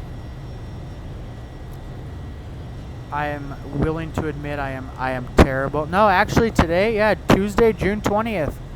I just Googled it. Today is the first day of summer, guys. Which explains those 120-degree temps, and here in San Diego, 85-degree temps with the humidity. It's great. And when I say it's great, it's actually terrible. It's very humid. It's unfortunate. But I can't complain. It could be raining, so I guess I can't really complain.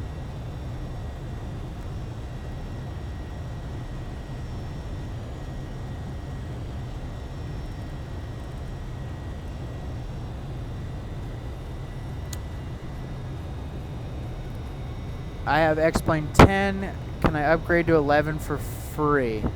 No, unfortunately you can't. You do have to buy X-Plane 11. It is another cost. But to be honest, I 100% recommend it. 100% recommend it. Because I didn't like X-Plane 10. When I used to fly X-Plane 10, I did not like it. I really didn't. And when X-Plane 11 came out, that's what I went with, and to be honest, I love X-Plane 11. Really do. I love it. Much better than to me, at least, it's better than P3D. I mean, I know everyone has their thoughts on it, but to me, I love X-Plane 11. So I 100% recommend upgrading. Karsonh H said 620, yeah, for summer. What kind of yoke do you use? So I use the SciTech yoke. There's not a lot of yokes going out around there for the flight sim world. The SciTech yoke is one of the best. I highly recommend it. Yes, it is the SciTech. My throttle quadrant is the CH throttle quadrants. And I will say I've had this. Okay, so the CH throttles are great. They really are. They work awesome. I mean, there's not really much else to choose from. However, I've had these for over 9 years. So after a while, they do start losing their abilities. They don't work as great. I will eventually need to get more. But for now, they work. But I can't. I don't see the need to get more. I'm at that point where they still work, so it's like, okay. But once they stop working, I mean, 9 years is not bad. For them to last 9 years, that's great. So as long as they're working now, I'm going to keep them until they stop working. Then I've got to order some more. My rudder pedals would still be working to this day if my dog didn't chew up the cord on them. So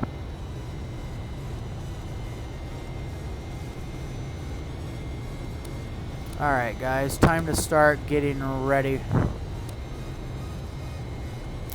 for the arrival. Kind of just I may not look at chat as much as we begin, but we should be okay for now.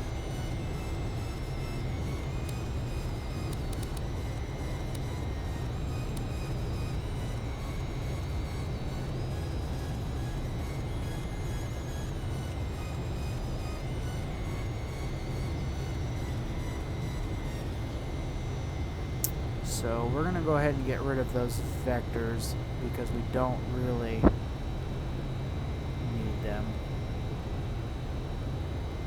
Yeah, that looks a lot better. I don't think we need those vectors because that looked a little odd. But we are going to continue our descent.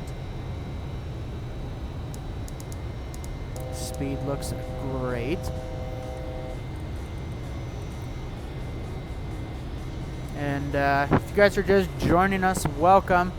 We're starting our descent into Atlanta after a long flight today from San Diego.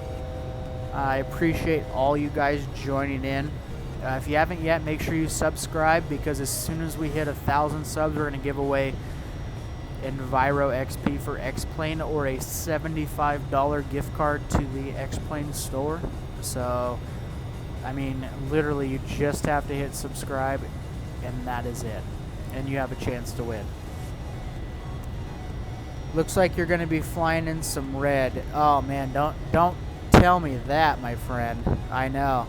I'm not looking forward to it. I was looking at that just a couple minutes ago, and I am not looking forward to it. Well, you know, at the same time, I am.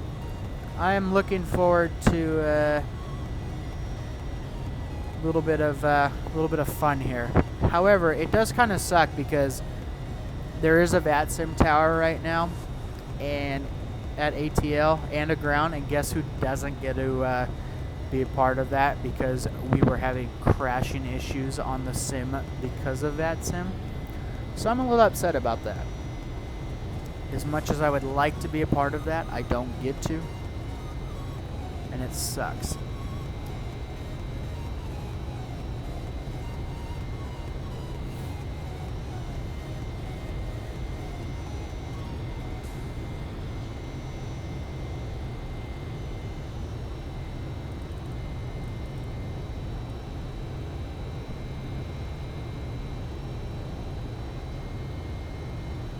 Can't beat flying blind.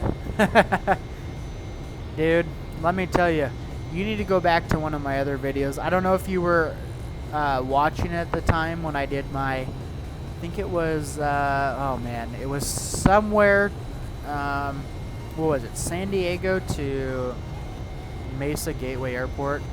Oh man, something was wrong with the weather, or they were getting a dust storm, one of the two.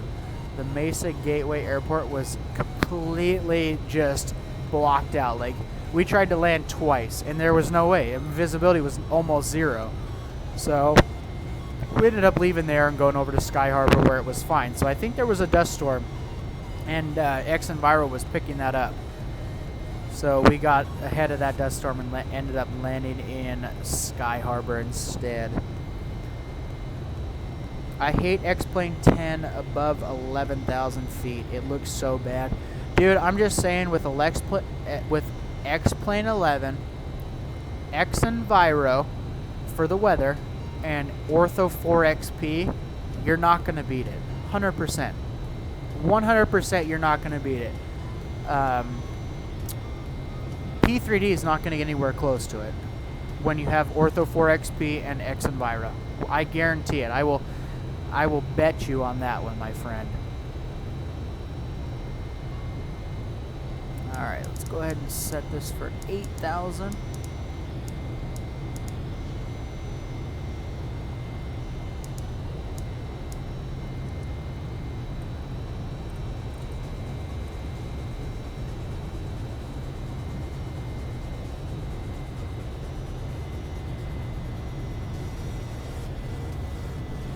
Make sure our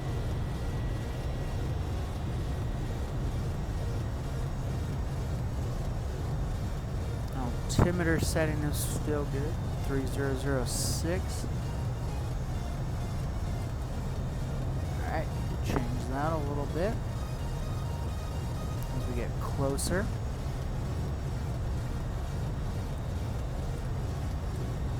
Alright.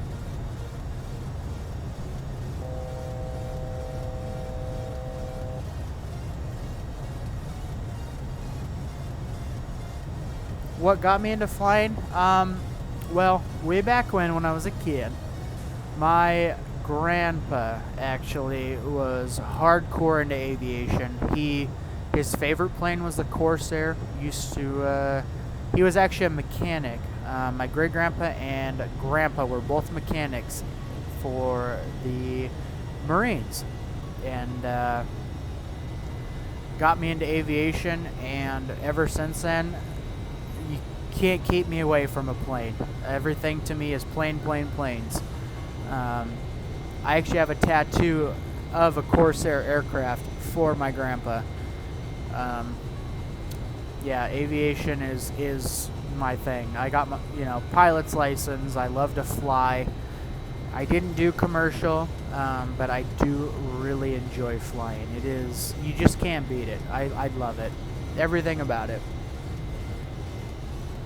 Starting up the old Southwest 7.3. MDW to ALB. Nice. Nice voice quality. Thanks for that. Yeah, no problem. I tell you that the biggest thing for me has been voice quality. I feel like getting my voice to come through has been the hardest thing out of them all.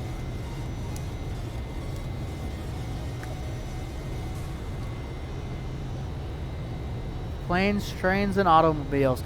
Pretty much. I mean, planes, exactly. Planes, trains, and automobiles. Every one of those is... I'm just into anything that, like, yeah, anything you can drive, you can manipulate, yeah.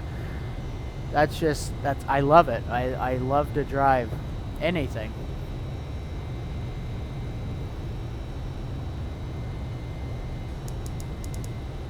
So clearly the cloud cover is really low because we're at 8,000 and we're still above the clouds. So this should be pretty fun.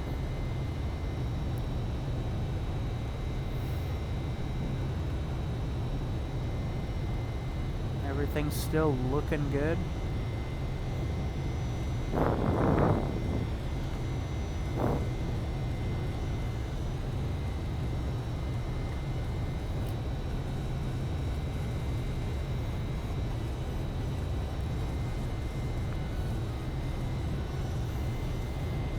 Go ahead and start bringing our speed back because I know we are going to start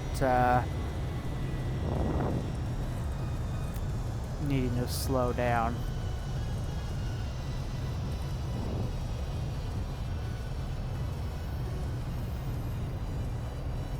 And for those of you who have been joining us for the whole flight, I really appreciate it. It's been a long flight, I know. This has definitely been much longer than normal flights, but it's been fun. It's been fun. Yeah, clouds are at 250, yeah, or, well, 2,500 feet, yeah. Clouds are pretty low, so we'll probably be busting out of those clouds here pretty late on our approach.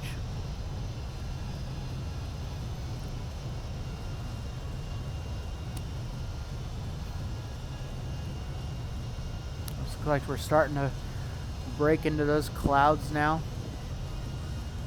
Thanks for just checking on us there, one letter. I checked it a little while ago, and yeah, clouds are, let's see, scattered at 0.8. Oh boy, they are going to be fairly low for us. Yeah, scattered. Oh, now they're down to 6. I just checked like 2 seconds ago, so must be yeah, they're going to be fairly low for us, so this should be pretty fun. We shall see, guys. We shall see.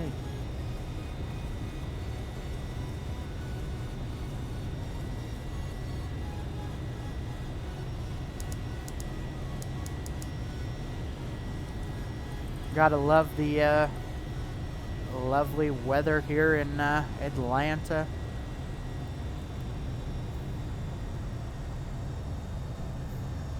Once we break, basically we're going to break through and we're going to see the runway. So that's how it's probably going to be on this flight.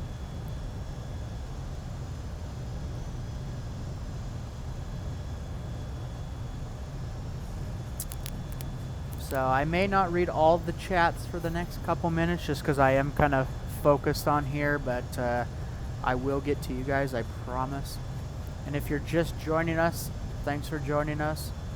We're about to be landing here in Atlanta, and make sure, if you guys haven't yet, subscribe. Once we hit 1,000 subs, we're going to be giving away X-Enviro or a $75 gift card to the X-Plane store. Yes, this is a payware plane. This is the Flight Factor 767 that we're flying in right now.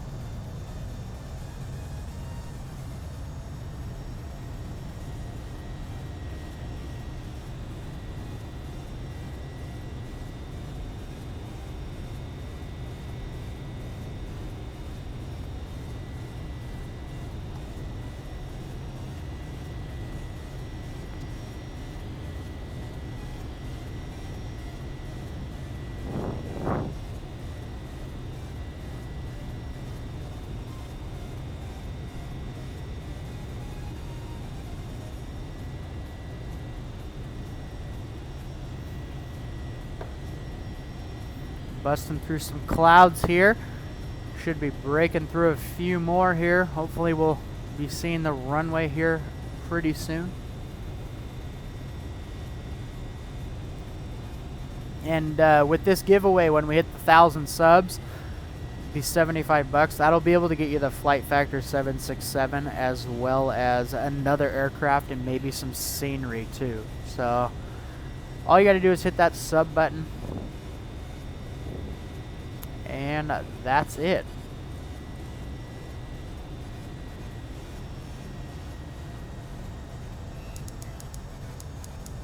So we're probably not going to see the runway until the last minute, guys. So that should make for a fun approach. I thank you guys all for joining me on this flight. Like I said, some of you have been in since the beginning. That's awesome. Thank you so much. I figured I'd do this flight because I will be out of town for a few days, so I won't be able to be streaming until Monday. But wanted to get this. Oh, you guys hear that? We're hitting the rain now. Oh yeah. Oh yeah, hitting some weather now, boys. Hope you guys are ready.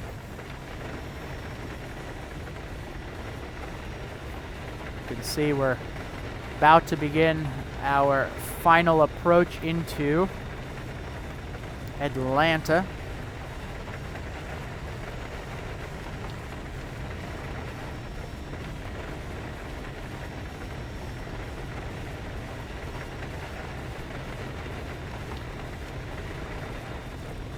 Start pulling some power back here.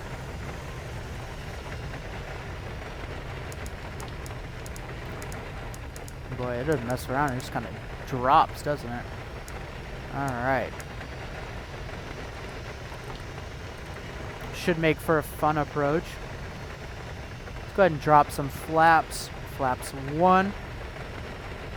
Flaps 5.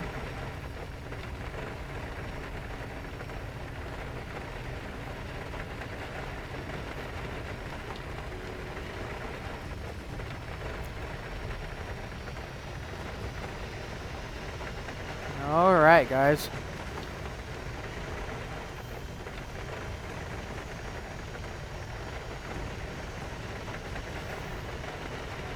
I have the runway in sight now. You can barely see it busting through there. Got ourselves some nice weather. Let's go ahead and put the wipers on because we are below 180.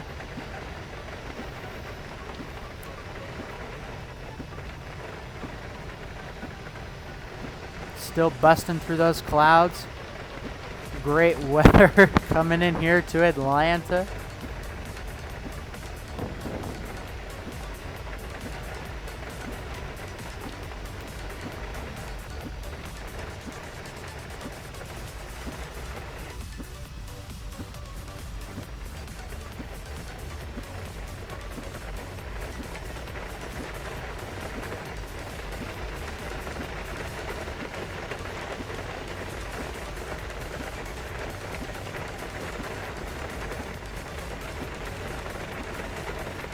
Alright, I'm going to go ahead and continue on down our descent. You can airport's kind of hit and miss. You can see it as we go.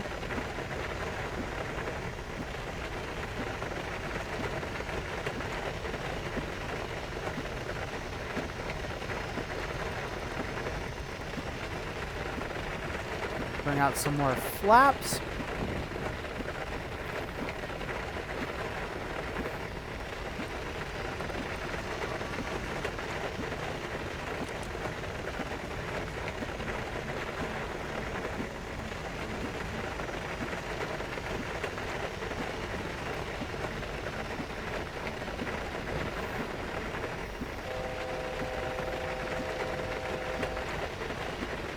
All right, and we are going to go ahead and take over the aircraft.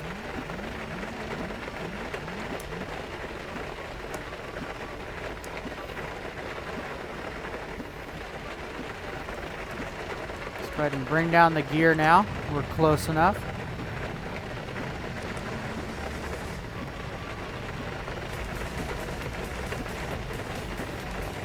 Visibility is a little rough.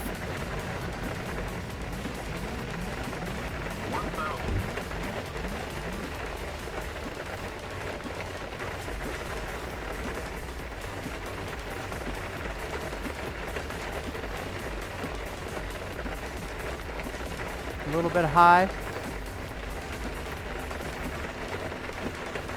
Approaching 09 left.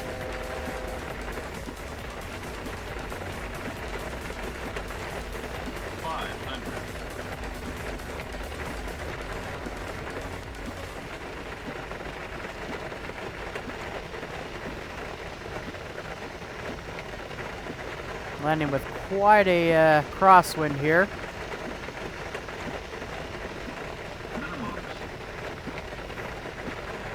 A little bit high still, but we're working our way on down. 100.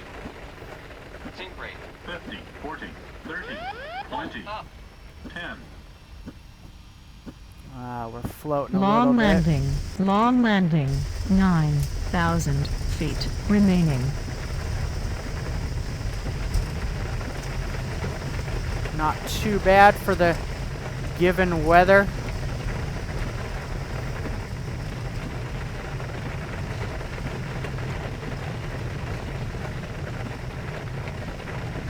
Slow on down to 70 knots and then we'll go ahead and take over the braking. And 70 knots, manual braking.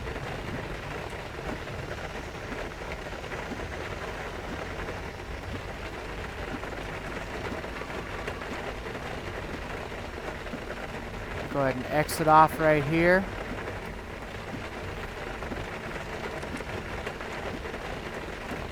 Gotta love this weather here in old good old Atlanta.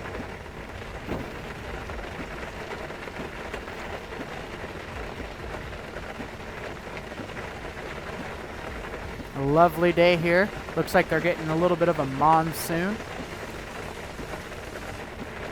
Again, if you guys are just joining, thanks for joining. You missed out on the, if you just got in here, you just missed out on a great approach into Atlanta, where the weather is awful.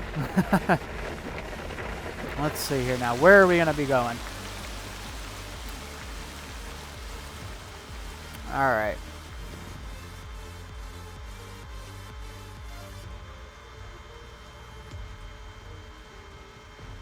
So it looks like we need to,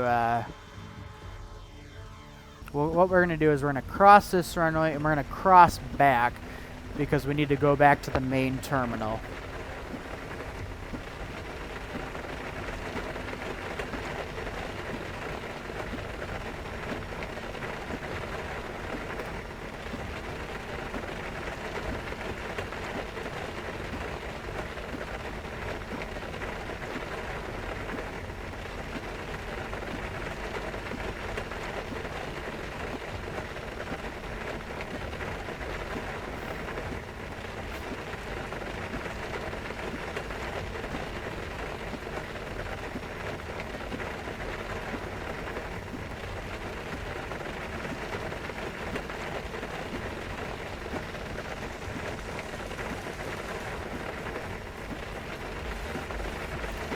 Made for a little fun approach. Weather was awful. It actually got worse. It progressed as we began in the descent into Atlanta. Got a little worse. It wasn't too bad earlier, but that picked up for us and made for a little fun approach. Let's go ahead and get our APU back up and running here for us.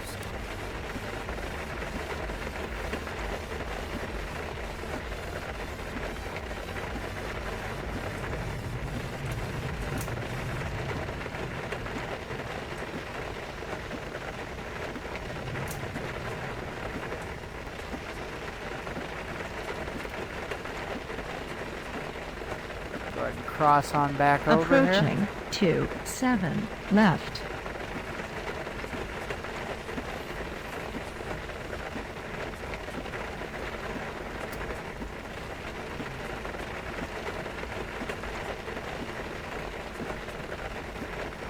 Sorry about that.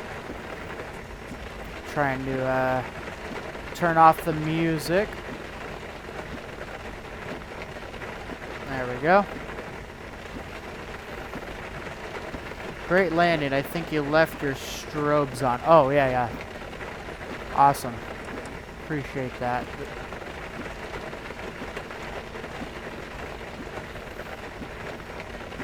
Thanks, dude. I appreciate that.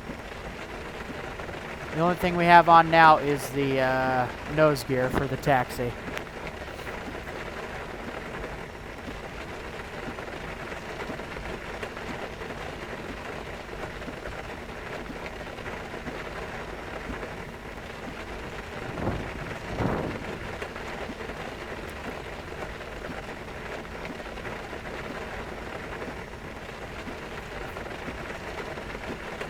Approaching 27 right.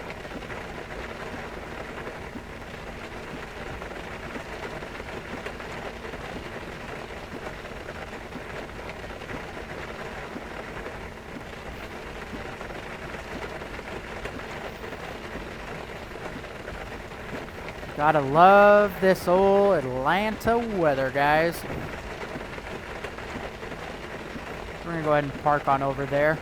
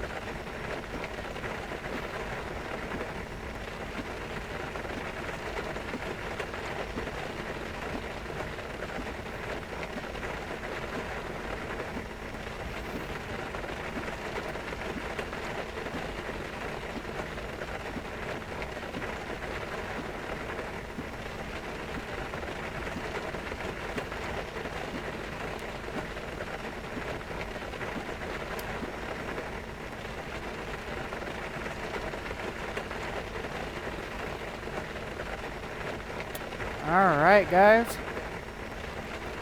Parking brake on. Go ahead and pull fuel to the engines.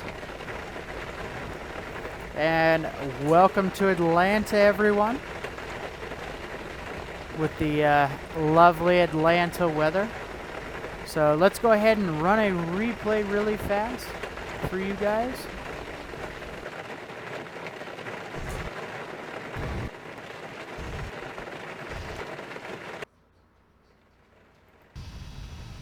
Terrain. Alright, let's go ahead and back this up a little bit. I don't have any wing... Wait, I think I do have wing views. What am I talking about? Haha, we do have wing views. There you guys go. As you can tell, visibility is absolutely terrible. But here's a quick little replay of our flight, our landing in Atlanta.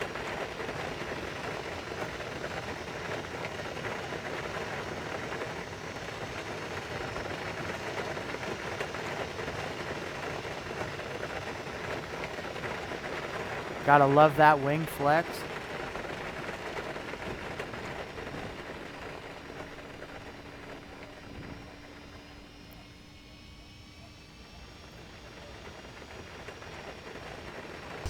It was a pretty smooth landing for the weather, so can't really beat it. All right, we'll go ahead and rewind that one more time. Do one more wing view for you guys.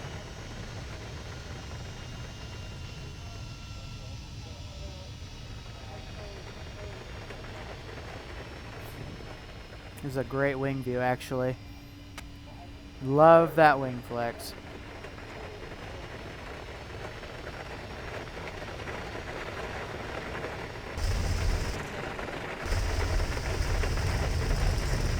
Nice touchdown.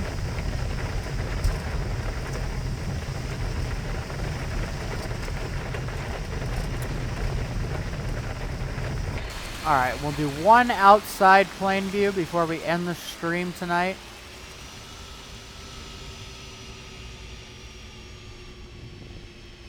Give you guys an idea here of the visibility. A little bit of a long landing, as you can tell, but this runway is pretty long. It's pretty smooth. Plane spotting. Should we do a hashtag? Hashtag plane spotting. So, on that note, guys, we are done. It has been a great day of streaming. We flew all the way from San Diego to Atlanta. It left San Diego in beautiful weather, and Atlanta not so much. I appreciate all of you guys for joining in on the chat today. And if you haven't yet, make sure you subscribe and give us a like.